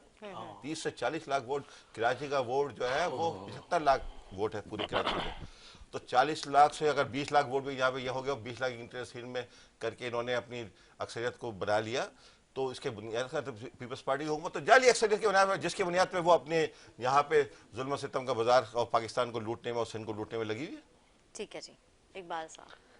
तो वो तो हम तो लूट ही रहे हैं, हम खा रहे हैं। बात ये है, वसीम अख्तर साहब का रोना पीटना इन्होंने किया, यही एडमिनिस्ट्रेटर कराची काम करें, डिलीवर करें, शहर पूरा देख रहा है, मीडिया भी पूरा देख रहा है, और पीपल्स पार्टी के ग्राफ में इजाफा भी हो रहा है। बात देखें, मैं कहूँ जी एमके में फिर ये बोलेंगे जाली अक्सरियत से, सर ये तो कर दें चैलेंज ना, 3.5 साल से क्या कर रहे हैं, सही। भुट्टे बेच रहे हैं। पीपल्स पार्टी की हुकूमत तो 8 से 13 से 18 से कंटिन्यू है, बिल्कुल। तो ये जाली हुकूमत को चैलेंज करें ना। आज यहाँ बैठ के बातें कर रहे हैं, कह रहे हैं मैं कर दूंगा चैलेंज, मैं कहता हूँ अभी कल के करते आज करें, किया हुआ भाई, कर दे। एक सुप्रीम कोर्ट मिनट में, हाई है, कोर्ट मेरी में बात सब जगह मुकम्मल, गए हैं। मेरी मुकम्मल होने दे बात, मेरी मुकम्मल होने दे। डोमिसाइल जाली, मेरी बात उसकी वजह मुकम्मल पे होने दे, नौकरियां पे पूरा कब्जा, मेरी बात मुकम्मल होने दे, 140 के सर, अख्तियार उन्होंने आपकी बारी में नहीं बोलता, इकबाल मेरी साहब। बात मुकम्मल होने दें, सब्र करें, बर्दाश्त करें थोड़ा सा। देखिए बात ये है, ये इन्होंने अपनी ज़बानी खुद कहा जी, वसीम अख्तर साहब इतने अरब रुपए सिंध हुकूमत से लेते थे, जुम्मा पढ़ना, इतने अरब रुपए सिंध हुकूमत से लेते थे, और इतने अरब रुपए जो है वो इतने करोड़ रुपए हम तनख्वाह में देते थे, और वही तनख्वाह के जो मुलाजमीन होते थे वो काम नहीं करते थे। ये बिल्कुल ऐसा है कि नहीं, आपको इदारा तनख्वाह दे और आप कहें जनाब मेरे पास टाइम नहीं है, मैं काम नहीं कर सकता, मुझे तनख्वाह पूरी नहीं होती। बात देखें, बात यहाँ पर समझने की है, बात यहाँ विल की है। विल क्या था? विल ये था कि इन्होंने रोना पीटना था, इन्होंने लानतान करना था, इन्होंने पैसे बंदर बांट करने थे, शहर की तरक्की के लिए कोई काम नहीं करना था। यही एडमिनिस्ट्रेटर कराची है, वही इदारे हैं, सड़कें भी बन रही हैं, सीवरेज का काम भी हो रहा है, दरख्त भी लग रहे हैं, सफाई सुथराई भी हो रही है। मतलब शहर की सूरत हाल आपको निस्बतन 35 साल के मुकाबले में बेहतर नजर आना शुरू हो गई है इन 4-5 सालों में, जब से एमक्यूएम से आज़ाद हुआ है ये शहर, अल्हम्दुलिल्लाह। तो जहाँ तक आप बात करते हैं ना कि जी जाली इक़्तिदार, जाली हुकूमत, तो फिर आप आवाम के वोट को आप उनको जो है उनको आप गलत करार दे रहे हैं। तो अगर हम जाली हैं तो फिर आप भी जाली हैं, फिर फेडरल में जो लोग बैठे हैं वो भी जाली हैं। कराची से एमपीएस ज्यादातर किसने जीते? इन्होंने जीते, मैंने जीते, या पीटीआई ने जीते जो इनके साथ बैठे। कराची की बड़ी मेजोरिटी पार्टी जो है वो पीटीआई है, और दूसरी लार्जेस्ट पार्टी वो एमक्यूएम है। तो जाली वोट तो इन्होंने ले लिया कराची के सारे, हमने किधर से ले लिए? तो लॉजिकल बात की जाए ना, इलॉजिकल बात करके फेंक देते हैं आप। देखिए मैंने बार पहले भी कहा, 8 में, 13 में और 18 में ग्रेजुअली हमारी सीटों में इजाफा हुआ। इट मीन्स के सूबे के शहर के लोगों ने हम पर एतमाद किया। मैंने कैंटोनमेंट के इलेक्शन का जिक्र किया, मैंने इन्हें 249 का जिक्र किया, मैंने PS 88 का जिक्र किया। इनके पास कोई मिसाल है तो बता दें।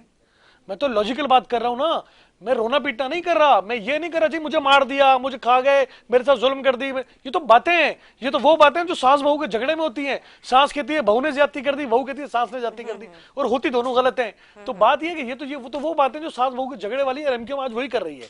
इनके पास कोई बात नहीं है करने के लिए, इनके पास कोई जवाब नहीं है, इनके पास कोई लीगल पॉइंट्स नहीं है, इनके पास कोई लॉजिकल बात नहीं है।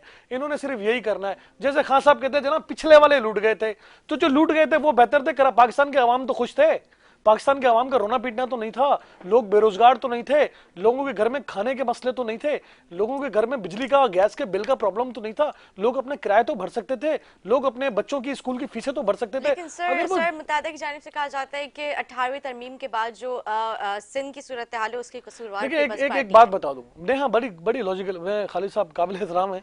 इन्होंने कहा जी सिंध में फला महंगा, फला महंगा, फला महंगा, फला महंगा, अगर पूरे पाकिस्तान में सस्ता है और सिंध में महंगा है तो आपकी बात दुरुस्त है। हम एक तरफ रख देते हैं, पूरे पाकिस्तान में अगर सिंध के मुकाबले में महंगाई कम है तो हम एडमिट करते हैं कि सिंध हुकूमत ज्यादती कर रही है, ठीक हो गया।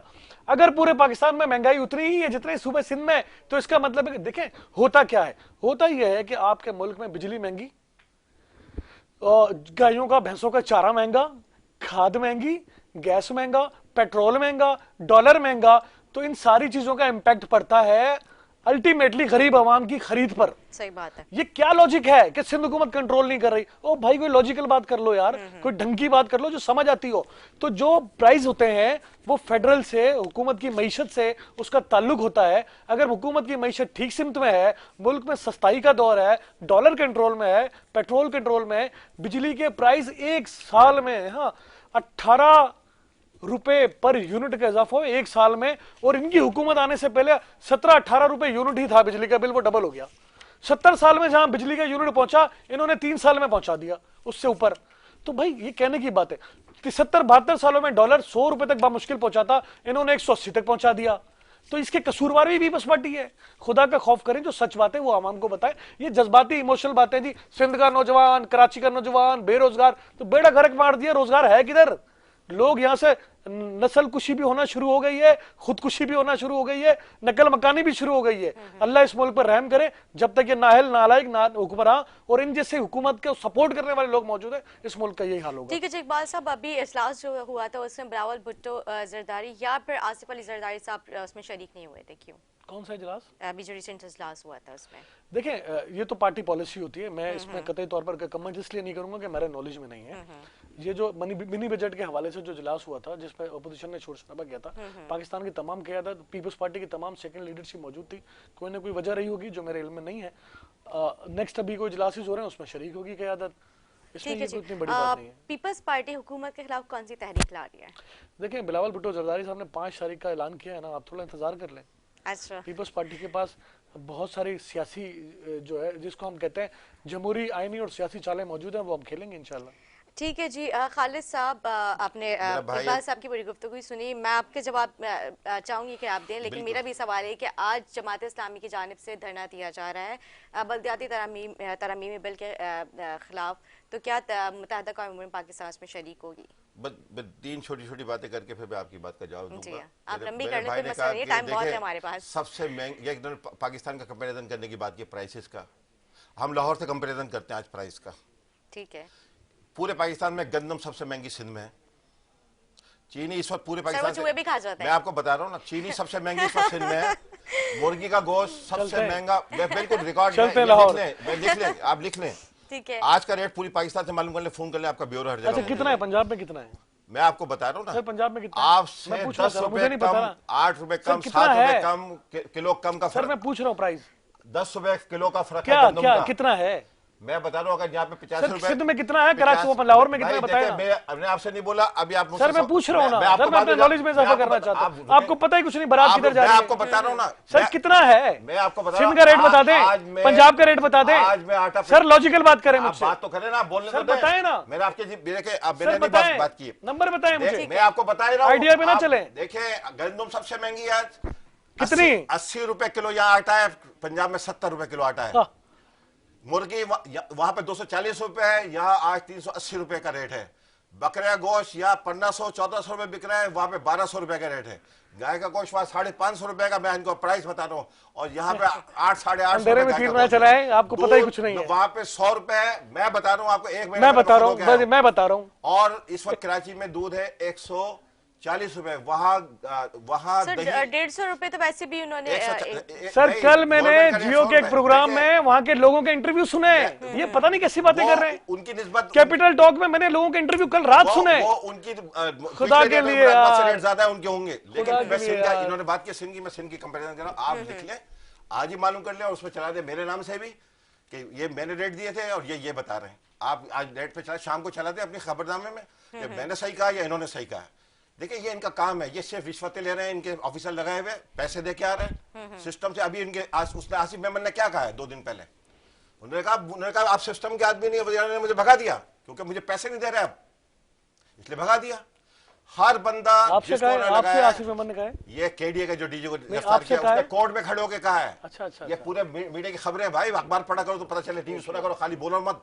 और फिर ये तो इंसानों की बात हो गई, अब आ जाए जानवरों की तरफ। चिड़ियाघर में इनके इस एडमिनिस्ट्रेटर जिसका वो शोर मचा रहे हैं, 1 हफ्ते तक जानवरों को खाना नहीं मिला, 1 हफ्ते तक लोगों ने जाके, आपकी हुकूमत में तो यहाँ लोग भूखे मर गए, आप जानवरों की बात कर रहे हैं, इंसान भूखे मर गए, खुदकुशियां कर रहे हैं लोग। खालिद साहब, लोग जाके बोले नहीं, सुने, ठीक है, 1 हफ्ते तक चिड़ियाघर के जानवरों और लोगों को तो खाना देंगे, इनका अपने पेट इतने बड़े हो गए, हम गरीब को क्या खाना देंगे।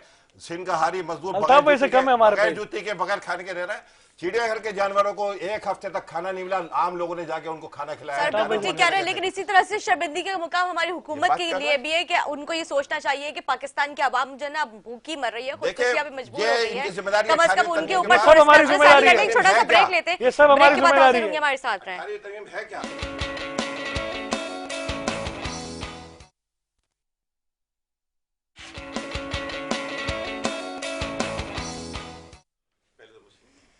जी खालिद साहब, ब्रेक से पहले गुफ्तगू हमारी अधूरी रह गई थी, मैं चाहूँगी हम उसको वहीं से कंटिन्यू करेंगे, फिर मैं इकबाल साहब के पास आऊँगी।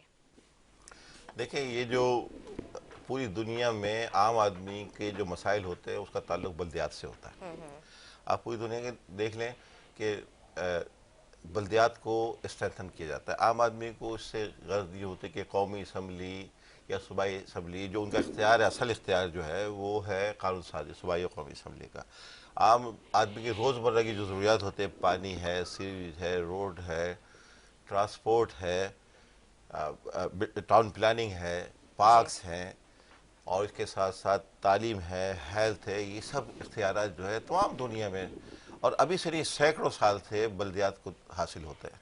और हमारे यहाँ भी ये कोशिश हुई, ख़ास तौर पे 2001 का जो SLGO आया उसमें ये इख्तियारात एडमिनिस्ट्रेटिवली भी, फाइनेंशली भी और पॉलिटिकली भी बल्दियात को दिए गए। और उसमें आपने देखा पूरे पाकिस्तान ने जिन लोगों ने देखे उसमें फिर नियतें आ जाती है, फिर उसका विजन आ जाता है। उन लोगों का जो इलेक्ट होते हैं, जिन जिन के पास विजन था, जिन जिन के अंदर अपने काम करने का जज्बा था, जैसे कराची शहर, यहाँ के जो हमारे MKM के मेयर और हमारे जो टाउन नाज़मीन मुंतखब है, उन्होंने इस शहर को काम किया और चमका दिया। इसी तरह और बहुत सारे शहर हैं, हैदराबाद में काम हुआ और दीगर पंजाब के शहर में, सूबा सरहद के बहुत सारे शहरों में बहुत काम हुआ, बलूचिस्तान में भी काम हुआ। तो मुतादा ने काम उनके करवाया। उनमें इख्तियारात थे क्योंकि उनको फाइनेंशियल ऑटोनॉमी हासिल थी, तो अच्छा। उन्होंने वहाँ पे काम किया। लेकिन बदकिस्मती यह है कि जो पीपल्स पार्टी अपने आप को एक बड़ी जमहूरी जमात कहती है और उसका नारा लगाती है, लेकिन जब भी उसके पास इख्तियार होते हैं वो बल्दियाती इदारों के इख्तियारात को सल्ब कर लेते हैं। 2013 में का जब SLGO आया, उसके तहत भी तमाम इदारे जो बल्दियाती इदारों के पास होते थे वो सिंध हुकूमत ने अपने पास रख लिए। और मेयर को कराची जो पूरे पाकिस्तान का सबसे बड़ा और दुनिया का छठा बड़ा शहर है आबादी के लिहाज से, और पाकिस्तान का 75% रेवेन्यू फेडरल गवर्नमेंट को और सिंध हुकूमत को 95% रेवेन्यू देता है, उसके तमाम इख्तियार इस शहर के एक मुंतखब नाजिम से छीन लिए गए। तो इसका मतलब ये हुआ कि आप बल्दियात को जो थर्ड टियर ऑफ गवर्नमेंट कहलाती है उसको आप चलने ही देना नहीं चाहते। फिर ठीक है। इस दफ़ा ये हुआ कि उस पर तरमीम की जाएगी। हमें यह हुआ कि जब इन्होंने ख़त लिखा हमें यह खुशफहमी हो गई या गलत फहमी हो गई कि भाई शायद अब सिंध गवर्नमेंट अपना किबला दुरुस्त करेगी और इख्तियारात जो है वो बल्दियात को देगी। और अब तो इनका ये दावा भी था और इन्होंने अपने एडमिनिस्ट्रेटर भी लगा दिया था कि कराची में कि अब हम आएंगे। हमने कहा भाई, हमने तो ये बात कही, आप ही के चैनल पे एक बैठ के रात को ज़फ़ीर होते हैं, उनको मैंने कहा भाई देखें, आवाम को इख्तियार दे दें खुला ईमानदाराना, जिसको मुंतखब करें, लेकिन उसको इख्तियार तो दें। हम ये थोड़े कह रहे हैं MKM का इख्तियार दें, हम ये भी नहीं कह रहे सिर्फ कराची को इख्तियार दें, हम कह रहे हैं पूरे सिंध की बल्दियात को इख्तियार दें। अगर आप ऐलान कर देंगे कि फ़लाँ जगह म्यूनसिपल कॉर्पोरेशन बना दी, फ़लाँ जगह हमने जो म्यूनसिपल कमेटीज़ बना दी, और उनको इख्तियार नहीं देंगे, वो बेचारे क्या करेंगे?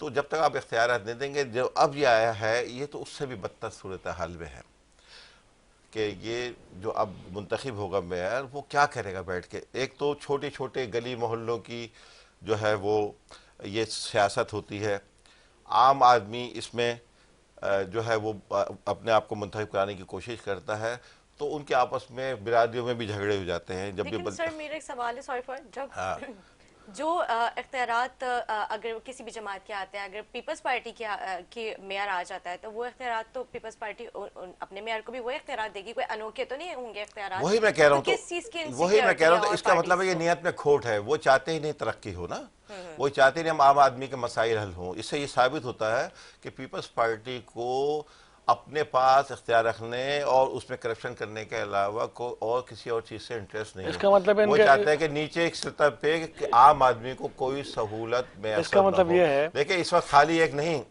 पीपल्स पार्टी के अलावा कोई जमात भी ऐसी नहीं है सिंध की जो एहतजाज नहीं करी। जमात इस्लामी एहतजाज कर रही है, आज का PTI इंतजारी जमात इस्लामी एहतजाज करना। कर रही है, ANP खाफ वाले एहतजाज कर रहे हैं, जमीयत उलमा इस्लाम वाले एहतजाज कर रहे हैं, जमीयत उलमा पाकिस्तान, जमीयत उलमा इस्लाम की अगर ये हाथ उठा रहे हैं, मैं बताऊं, उन्होंने तो तकरीरें की है जो उनके सेक्रेटरी जनरल है। ठीक है और जी, इकबाल साहब से इतना भी, इकबाल साहब हाँ, जो ये सारे जो धरने प्रोटेस्ट किए जा रहे हैं, इससे पीपल्स पार्टी को क्या फर्क पहुंचता है? देखा ना यार, दो तीन चीजें बुनियादी तौर पर कि अगर MKM PTI इन्होंने कहा और जमात इस्लामी, ये तीन पार्टियां एहतजाज पर हैं।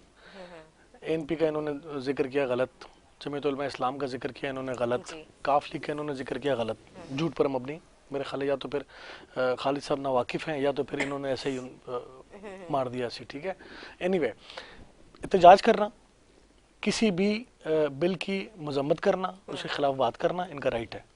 पीपल्स पार्टी एक जमहूरी सियासी जमात है, उसका हक है कि वो किसी भी सियासी जमात के मुखालफत को, एहतजाज को सर तस्लीम में खम करे, उसको सुनो। और आपने देखा होगा कि जब पहला बिल हमने गवर्नर साहब को भेजा तो हमारे मुशीरान भी, हमारे वजीरान भी बार बार ये बात कहते रहे, जनाब आ जाए हम बैठकर बात करते हैं ना।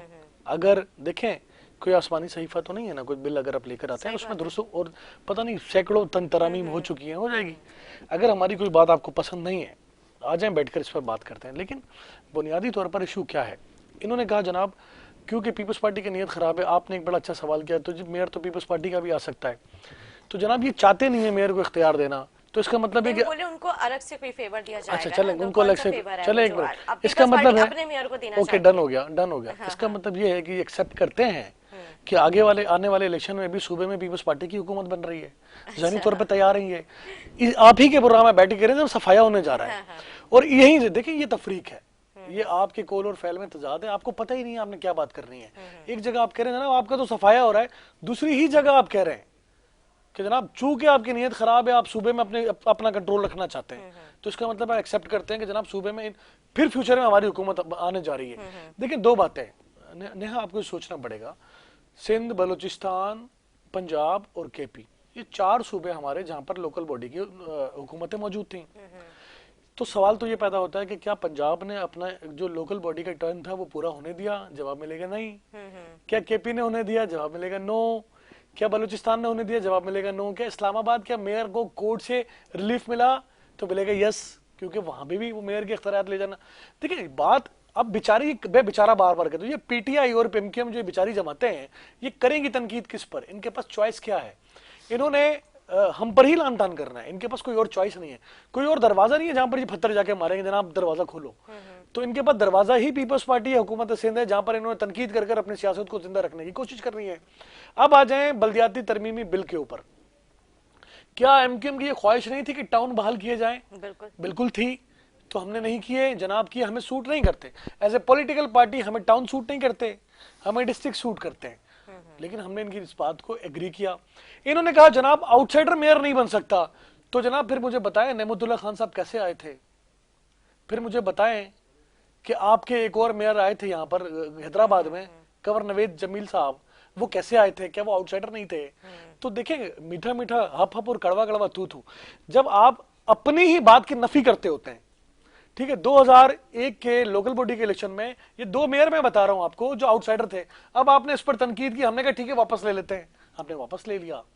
आपने कहा कि जनाब आप सूबे के अंदर हर डिवीजन में जो लोकल बॉडी का जो नुमाइंदा होगा वो प्रॉपर्टी टैक्स वसूल करेगा, ये पहली बार होगा। सूबे के अंदर जो वाटर बोर्ड का डिपार्टमेंट है उसमें चेयरमैन मिनिस्टर के साथ मेयर भी होगा, ये पहली बार होगा। इसी सूबे में लोकल बॉडी के नुमाइंदे को पुलिस और रिपोर्ट करेगी, ये भी पहली बार होगा।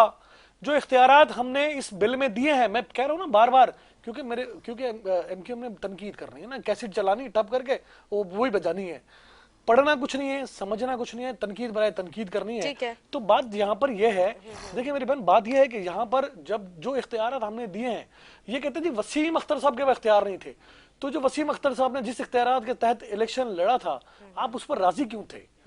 जो आज कर रहे हैं उस वक्त भी कर लेते, आप कर लेते एहतजाज। आप 4 साल तक रोते रहे, आप छोड़ के एहतजाज में बैठ जाते, छोड़ देते मेयरशिप, आपने नहीं छोड़ी। आप एंजॉय करते रहे, अरबों रुपए हुकूमत सिंध से लेते रहे और गालियां भी सिंध हुकूमत को देते रहे। तो ये वो सारी बातें जो सच हैं, आपने लेना सिंध हुकूमत से, चाहे वो पीपल्स पार्टी की हुकूमत हो या किसी और की हुकूमत हो। एमक्यू में एक बात करो ना और रोती है ना, मैं आज बड़े आपको तसल्ली से एक बात समझाने की कोशिश करता हूँ। एक जुमला ये कहते हैं जी कराची से वजीर आला क्यों नहीं बनाते? सुना होगा आपने अक्सर। बिल्कुल। हम कहते हैं जनाब बिल्कुल पीपल्स पार्टी को कराची शहर से जब अक्सरियत मिलेगी पीपल्स पार्टी को, हम फ्लोर पर खड़े होकर बोलेंगे जनाब दें हमें वजीर आला। पीपल्स पार्टी का स्टेक उस तरह नहीं है शहर कराची में जो हम रिक्वाइर्ड करते हैं। लेकिन 5 बार ऐसे मौके आए कि एमक्यूएम जिस बात का दावा करती है वो उनके हाथ में था। जाम सादिक साहब का जमाना, अरबाब गुलाम रहीम 1 सीट का वजीर आला, मेहर साहब, जतोई साहब, गौस अली शाह साहब, ये वो लोग हैं जो एक एक दो दो सीटों वाले थे। और सिंध में जब पीपल्स पार्टी के खिलाफ जब भी इक्तदार बनाया गया तो एमकेएम उसमें सिंगल मेजोरिटी पार्टी होती थी, सबसे बड़ी। और इन्होंने कभी भी ये नहीं कहा कि जनाब हम चूंकि पीपल्स पार्टी के, हम इस सूबे में पीपल्स पार्टी के पास सबसे बड़ी पार्टी है, पीपल्स पार्टी ऑपोजिशन में तो वजीर आला हमारा लाओ। तो ये दोहरा मयार क्यों करते हैं, क्यों उस शहर के लोगों को बेवकूफ बनाते हैं? ये बंद कर दें, खुदा के लिए बंद कर दें। और ये नफरत का जो नौजवानों के, मैं भी यहाँ आउट ऑफ जो है कैमरा में देख रहा था, एक नौजवान बहस कर रहे थे, मैंने कहा खुदा के लिए ये आपके जहन में डाल दिया गया है। वो उन्होंने एक जुमला कहा जी शाह होना जरूरी है। तो मैं तो गिनवा रहा हूं लोगों को, क्या शैला रजा शाह है, क्या वकार मेहदी शाह है, क्या फैसल रजा अब्दी शाह है, या सईद गनी, मुर्तजा वहाब, एनडी खान, मसरूर एहसन, कादर पटेल, कुछ शाह है, मैं शाह हूं। पीपल्स पार्टी ने कराची में पीपल्स पार्टी को उस तरह मैंडेट ना मिलने के बाद भी कराची के नौजवानों को, कराची के लोगों को हुकूमत में हिस्सा दिया है। ये बड़ी बात होती है। ये लोगों के दिलों में, नौजवानों के जहनों में जो नफरत का बीज बोया हुआ है ना, खुदा के लिए इसको निकालने में हमारी मदद करें, उसको मजबूत पुख्ता ना करें। ठीक है खालिद साहब। देखिए, जब 18वीं तरमीम पास हुई थी और हमारा भी ये मुतालबा रहा कि सूबों को इख्तियार दिए जाए, पीपल्स पार्टी का भी था और दीगर सियासी जमातों को भी था, हमने पीपल्स पार्टी का भरपूर साथ दिया था। और उसमें उसके साथ साथ एक और भी तरमीम में एक और तरमीम भी थी 140A की, जिसमें ये था लिखा हुआ कि जिस तरह विफाक से सूबों को इख्तियार दिए जाएंगे, इसी तरह सूबे नीचे बलदाती सिस्टम को भी इख्तियार देंगे। पीपल्स पार्टी दीगर सूबों ने तो इख्तियार दिए अपने बलदियाती सिस्टम को, बलूचिस्तान ने भी दिए, सुबह KPK ने भी दिए, पंजाब में भी दिए, लेकिन सिंध की पीपल्स पार्टी ने वो इख्तियार नहीं दिए, बल्कि वो इख्तियार छीन लिए। देखिए, फेडरल से बताया, वाटर बोर्ड का बताया, SBCA का कोई बताया, इख्तियार नहीं दिया ना, नहीं दिया, छीन लिए इख्तियार, इदारे छीन लिए। इख्तियार देने तो बात है ना, चैलेंज कर देना मेरी बातों को। मैं तो कह रहा हूँ ना, इख्तियार देने के बाद उसमें ये लिखा हुआ साथ में, किसी सूबे ने लोकल बॉडी गवर्नमेंट को पूरा नहीं होने दिया। इसमें मैं तो इख्तियार की, वो उनके और सर्कमस्टेंसेस होंगे, मैं उसमें बहस में नहीं पढ़ना चाहता, मैं तो इख्तियार की बात कर रहा हूँ। इख्तियार तो था ना जितने अरसे भी रहे, मैं उसको नहीं कह रहा कितने अरसे रहे, उनकी क्या पॉलिटिकल सूरत-ए-हाल थी, मैं तो इख्तियार की बात कर रहा हूँ। इसमें भी इन्होंने लिखा हुआ है। आप ये बताएं, वाटर बोर्ड के कह रहे हैं 2 वो होंगे, उसमें भी ये इन्होंने क्लियर दे नहीं दिया। उसमें ये लिखा है कि उसमें नोटिफिकेशन के लिए देंगे। कुछ इदारे ऐसे हैं जो उसमें लिखा है नोटिफिकेशन के जरिए बाद में दिए जाएंगे, अभी नहीं दिए जाएंगे। और एक इदारे के 2 सरबराह होंगे तो क्या होगा, एक कह रहा होगा कि फला जगह पानी खोल दो, दूसरा कह रहा होगा वहां का पानी बंद कर दो। ये इख्तियार दे रहे हैं। देखिए, मेयर का इख्तियार, जब तक आप फाइनेंशियल ऑटोनॉमी नहीं देंगे, पॉलिटिकल ऑटोनॉमी देंगे, एडमिनिस्ट्रेटिव, कोई भी शहर, कोई भी मुल्क, कोई भी चाहे छोटा शहर हो, टैक्सेस आपके हवाले किए जा रहे हैं। हर कौन से इख्तियार चाहिए आपको? कौन सा टैक्स दिए जा रहे हैं आप? कौन सा टैक्स आप दे रहे हैं? प्रॉपर्टी टैक्स आपके हवाले किए जा रहे हैं। बनता है ट्रांसफर टैक्स आपके हवाले किए जा रहे हैं। करोड़ का। देखिए, मैं आपको मुझे बोलने दें, अब गलत बात बोले मैं बोलता नहीं, आप अपने पास संभाल के रखे ना। आपने सारी मुसलसल गलत बातें बोलते रहे, मैंने उन पे कॉन्ट्राडिक्ट किया, आपने इंटरफेयर किया। ठीक है जी सर, नहीं, मेरी उसको बात को पूरा होने दें। करें आप। क्या समझे कि अगर आप इख्तियार नहीं देंगे, आप कैसे ये तस्वुर कर सकते हैं कि वो इदारे चलेंगे, शहर चलेंगे? तो पीपल्स पार्टी अगर पॉलिटिकल जमात है, अपने आप को एक सियासी जमात कहती है, तो 140A के तहत इख्तियार देना, फाइनेंशियल ऑटोनॉमी देना, क्लियर कट बात करें ना। जो इख्तियार थे इस वक्त, तो अब ये कह रहे हैं शहर पे जो कह रहे हैं बिल्ली को ख्वाब में शीशे नजर आ रहा है, वो तो मैंने कहा था अगर ये समझते हैं कि यहाँ पे, तो फिर इसका मतलब है कि बदनीयत है कि उसको इख्तियार देने को तैयार नहीं है। अगर ये समझते कि हमारे मेयर आएगा, जो आप एडमिनिस्ट्रेटर लगाए, जिसको आपने वाटर बोर्ड का इख्तियार नहीं दिया, पानी देने का इख्तियार नहीं दिया, गर्डर साफ करने का इख्तियार नहीं दिया, आज चले आप इनके एडमिनिस्ट्रेटर को आए हुए कितने महीने हो गए बताइएगा जरा। आप जहांगीर रोड पे चले जाएं, आप अभी चले जाएं, PWD आप गाड़ी आप देखें, बात करके फेंक देते हैं आप। कराची देखें सर, PWD की डोमेन है वो, आपको पता ही नहीं है। रोड KMC का है, आपको पता ही नहीं है। इदारे वो जो इलाके हैं जो वहाँ पे कंड्यूट लाइन PWD की है। ये मेन रोड है भाईजान, ये मेन रोड है जो सोराबगोट से आ रहा है, सोराबाड़ी से सीधा, और लियाकताबाद से होते हुए सीधा ये टावर तक जा रहा है। ये वो रोड है जो KMC का रोड है। आप कराची को एक पैसा देने को तैयार नहीं है, एक पैसा खरीदने को तैयार नहीं है। आप जहाँ से लूटने के लिए आए हैं, लूटने के लिए कहाँ से आए? 13 साल में सर लूटने के लिए कहाँ से? 13 साल में 13 चौक कितने होते हैं? 72 या 62 गुना इन्होंने करप्शन कर लिया। यानी कि एक टैक्स लेते हैं, उसकी रिश्वत लेते हैं, उसके अलावा दीगर जरा और सूबे के लोग बार बार हमें वोट करते हैं। इसके लिए 30 साल से तो वोट आप का तो लोग मैंने भी बता आप दिया, लोगों और ने सूबे के लोग क्या बार किया? बार हमें वोट सर, करते हैं। दबाव दबाव सर 30 साल का आप अपना भी बता दें, आप लोगों ने अपना भी खुलासा दे देना कि 30 साल में आप लोगों ने ऐसे कौन से नए पीपल्स पार्टी को और जब कितनी बार मेयर बने कराची में 88 में पीपल्स पार्टी को या एमक्यूएम को इल्जाम लगाते हैं, उसको बुरा कहते हैं। 88 में इनको हुकूमत बनाने की जरूरत पड़ी, हमारे वहां पे आए, हमारे तो ऑफिस। सर उस पीपल्स पार्टी अच्छी थी। उसके दे आए, उन्होंने मुआहदा किया हमसे, भाई पॉलिटिकल पार्टी जब आती है तो हमने तो ट्रस्ट किया। ये सबके साथ जाते हैं। 2008 में सदर बनना था, ये मुशर्रफ के साथ भी जाते हैं, ये काफ लीग के साथ भी जाते हैं, ये नून लीग के साथ भी जाते हैं, ये पीटीआई के साथ भी जाते हैं, ये हमारे साथ भी आते हैं। ये शहर का अलमिया है कि इसकी नुमाइंदा जमात को कोई भी इख्तियार देने को तैयार, ये हमें समझ में नहीं आता क्या इस बात पे क्या सब मुत्तफिक हैं। हम तो यह है कि ये शहर जो कमा के दे रहा है, इसकी नुमाइंदा जमात जो 87 से मुसलसल यहाँ पे अक्सर नहीं अभी तो नहीं है ना खालिद भाई, नुमाइंदा तो पीटीआई नुमाइंदा जमात है। वो सबको पता है किस तरह सीटें ली गई हमसे। चले इस पर आ जाए कि उन्होंने नाजायज इलेक्शन जीता है, आपकी इख्तियार जिसके साथ। हम छुप के थोड़ी कह रहे हैं, मैं छुप के थोड़ी कह रहा हूँ, ये तो ऑन द फ्लोर हमने बात की। तो फिर आप उनकी हुकूमत को संभाल के क्यों बैठे हैं? हमने तो कोर्ट में आप सर गलत हुकूमत को संभाल के क्यों बैठे?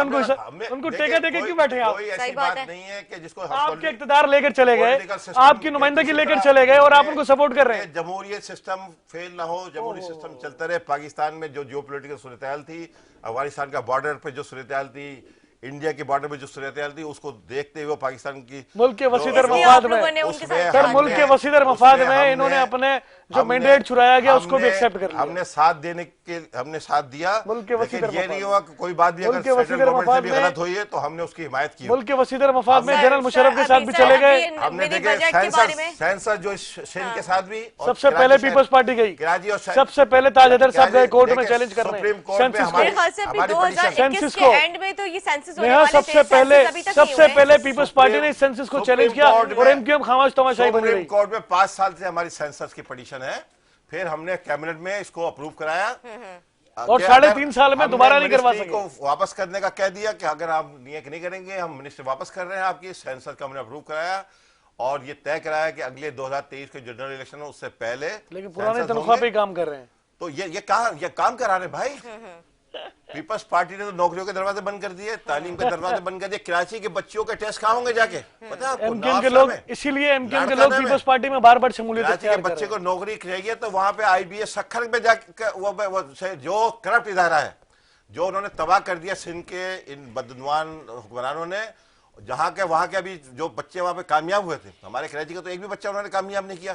कराची यूनिवर्सिटी में अभी वहां पे आके उनके टेस्ट हुए जिनको उन्होंने वहां पे 94% कामयाब कर दिया था, सब फेल हो गए, एक भी पास नहीं हुआ।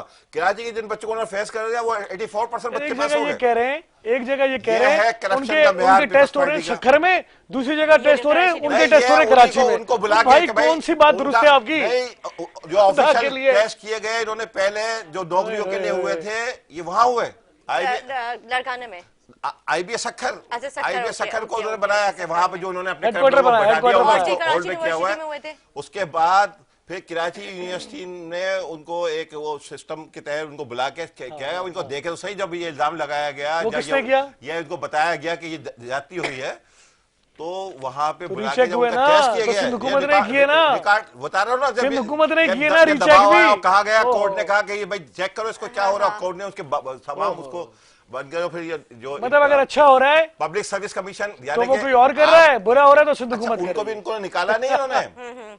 पब्लिक सर्विस कमीशन एक घर से 3 बाप बेटी भाई सब उनको मेरिट को इम्पोज करने की कोशिश की ना, कोर्ट ने कहा मेरिट को इम्पोज करने की कोशिश की ना कि इंतहाई नाकारा जो है वो बैठा हुआ है पब्लिक सर्विस कमीशन सिंध का, उसको बैन कर दिया उन्होंने, पाबंदी लगा दी, उसके तमाम फैसलों को कर दिया। लेकिन ये सूरत हाल है इनकी के बजाय इसको उसको मानते हैं और दोबारा अपना फेयर वो बनाते हैं जो, लेकिन नहीं करेंगे, ये नहीं करेंगे क्योंकि इनको पैसों का मदद लग गया है, इनको पैसे के खिलाफ कोई काम नहीं है, कोई इंटरेस्ट नहीं है। ठीक है बातों में सर नया साल आने वाला है, मतलब कल से इंशाल्लाह जो है साल का पहला दिन होगा, क्या खोया क्या पाया, नाज़रीन को बताएं कैसा रहा।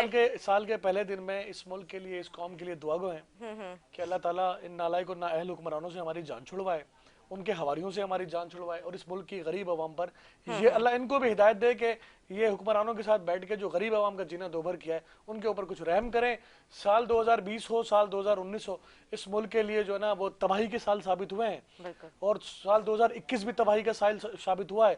अल्लाह करे 2022 में ज्यादा दिन इनके मुंह ना देखना पड़े और कुछ रहम अल्लाह ताला हम सब पर करे और इनसे हमारी जान छूट जाए। अच्छा ठीक है सर, आसिफ अली जरदारी साहब ने जो है ऐलान किया था कोई नए सरप्राइज देने के लिए जा रहे हैं, तो वो क्या बड़ा कोई सरप्राइज है? 5 तारीख को पता लग जाएगा। अच्छा जी ठीक है जी सर। देखिए, अल्लाह करे आने वाला साल पाकिस्तान की हिफाजत के हवाले से, पाकिस्तानियों की खुशियों के हवाले से, गरीब आवाम की ज़िंदगी को बेहतर बनाने के हवाले से अच्छा साल हो। मैं तमाम पाकिस्तानियों को मुबारकबाद देता हूँ, लेकिन इसके साथ साथ एक इस दुआ के साथ भी अल्लाह मियाँ पीपल्स पार्टी से हमारी जान छुड़ा दे, सिंध की जान छुड़ा दे। देखिए उसके लिए मैं नहीं कह रहा, देखिए मैं खाली नहीं कह रहा। अच्छा तो अभी हमने ऑल पार्टीज कॉन्फ्रेंस की पूरी आपने MQM लंदन को नहीं बुलाया है। सिंध के भी जो नुमाइंदे अंदर जीडीए जमात इस्लामी नहीं आई, खैर उसके अपने वो बकाया, उसके बाद पूरी काबिल जिक्र जमातें पीएसपी उसके तमाम जो इलेक्टेड जमातें जिनका कहीं ना कोई स्टेक था, उन सबको हमने बुलाया। इसके साथ साथ हमने बुलाया नहीं, उनको हमने दावत नहीं दी। लंदन को दावत नहीं दी आपने? हमने उनको जिनको दावत नहीं दी, जिनको दावत दी उनमें सिर्फ एक जमात इस्लामी नहीं आई, क्योंकि वो अकेली प्रवास करने की लग रहा है, वो भी पीपल्स पार्टी से अंदर खाने मिली है। फिर अभी हमने 3 दिन पहले कराची के पूरे कराची के चप्पे चप्पे के ताजिर तंजीमों के आए नुमाइंदे, उन्होंने भी ये दुआ की, खुदा के वास्ते अल्लाह पाक हमें पीपल्स पार्टी के जालिम मुतासिब सर आपने अपने कायद को नहीं बुलाया सर, बदनीयत हुकूमत से हमारी जान छुड़ा दे। अल्लाह पाक नया साल आप बहुत हमारा खुशहाल इंशाल्लाह। सर इस नए साल में जो है आवाम के लिए कुछ रिलीफ मिलेगा या फिर जिस तरह से अभी ये मतलब साल होने से मतलब स्टार्टिंग से पहले उन्होंने अभी ये पीपल्स पार्टी नहीं चाहती हकीकी नुमाइंदों को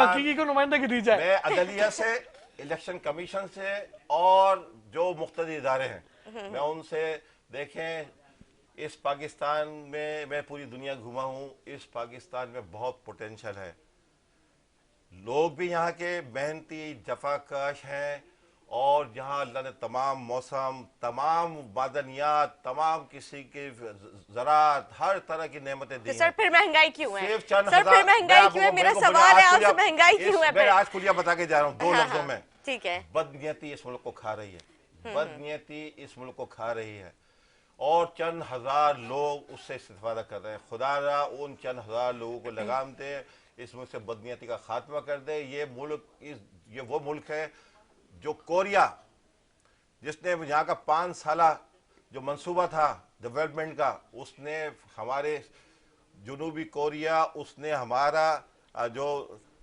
जहाँ का वो लिया था 5 साला मंसूबे पे अमल किया था, आज वो कहाँ खड़ा हुआ है? हम सिर्फ एक बदनीयती और चंद हजार करप्ट लोगों की वजह से आज ये मुल्क तबाह हो रहा है। खुदा रहा इस मुल्क को बचाना है तो इस बदनीयती को खत्म कर दे। ठीक है जी, इस बदनीयती को कंट्रोल। बहुत शुक्रिया खालिद साहब, आपने अपना कीमती वक्त दिया। साहब आपका भी शुक्रिया अदा करूंगी, लेकिन जाते जाते एक सवाल मेरा है कि जैसे अभी खालिद साहब ने कहा कि हमारे मुल्क में बहुत ज़ख़ीरा है, हर चीज़ है, मतलब हर मौसम, मतलब किसी चीज़ की कोई कमी नहीं है, तो फिर महंगाई क्यों है? देखिए बात ये कि हमारे मुल्क में जो उसूली तौर पर बात है, खालिद भाई की एक बात से इत्तफाक करूँगा कि अवाम के हक को, अवाम की वोट को, जो जिनको वो मुंतखब करते हैं वही आए, वोट देते हैं, वो किसी को निकलता है, किसी को, मैं और लफ्ज़ में इस्तेमाल नहीं करना चाहता, लेकिन बहुत सारी बातें मैं अपनी ही गुफ्तगू में खालिद भाई ने कहा कि हम इस शहर की सबसे बड़ी नुमाइंदा जमात हैं, इनका अपना मैंडेट लेके जो लोग चले गए, ये मजबूरन उनके साथ बैठे हैं, बेचारे हैं, लेकिन बेचारे मैं इनको मजबूरी कहता हूँ, अभी ये मजबूरी है क्योंकि जो सूरत हाल अभी MQM की है उसमें इनके पास कोई चारा नहीं है।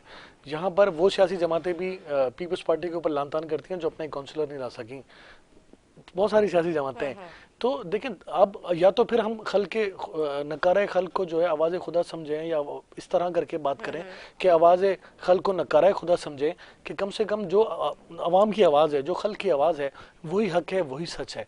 हम जब चीज़ों को मैनेज करते हैं ना, पपिट पैदा करते हैं ना, जिसको हम इस्टेब्लिशमेंट की आबियारी में जो लगाए गए पौधे, हमारे मुल्क में शॉर्टकट वज़ीर आज़म भी बना, हमारे मुल्क में जमाली साहब भी वज़ीर आज़म बने, जुनेजो साहब भी बने, इमरान खान साहब भी बने, और पता नहीं और हमने इस तरह के कितने लोग देखने हैं। तो ये जब तक हमारे मुल्क में जिसका जो काम है, जिसका जो डोमेन है, उससे रहकर वो काम करेगा, तो ही हमारा मुल्क ठीक।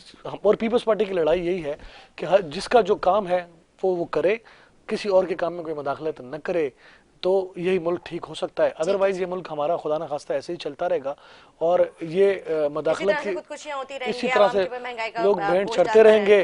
क्योंकि देखें, अवाम की सोच, अवाम की बका, अवाम की सलामती और अवाम के बारे में वही सोचेगा जो वोट अवाम से लेकर आया है।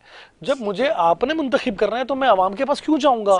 तो मैं तो ये सोचूंगा ना, जब मुझे तो खालिद भाई ने लेकर आना है, मुझे क्या फायदा, अवाम रोए जिए मरे, मेरी सेहत पे कोई फर्क नहीं पड़ता।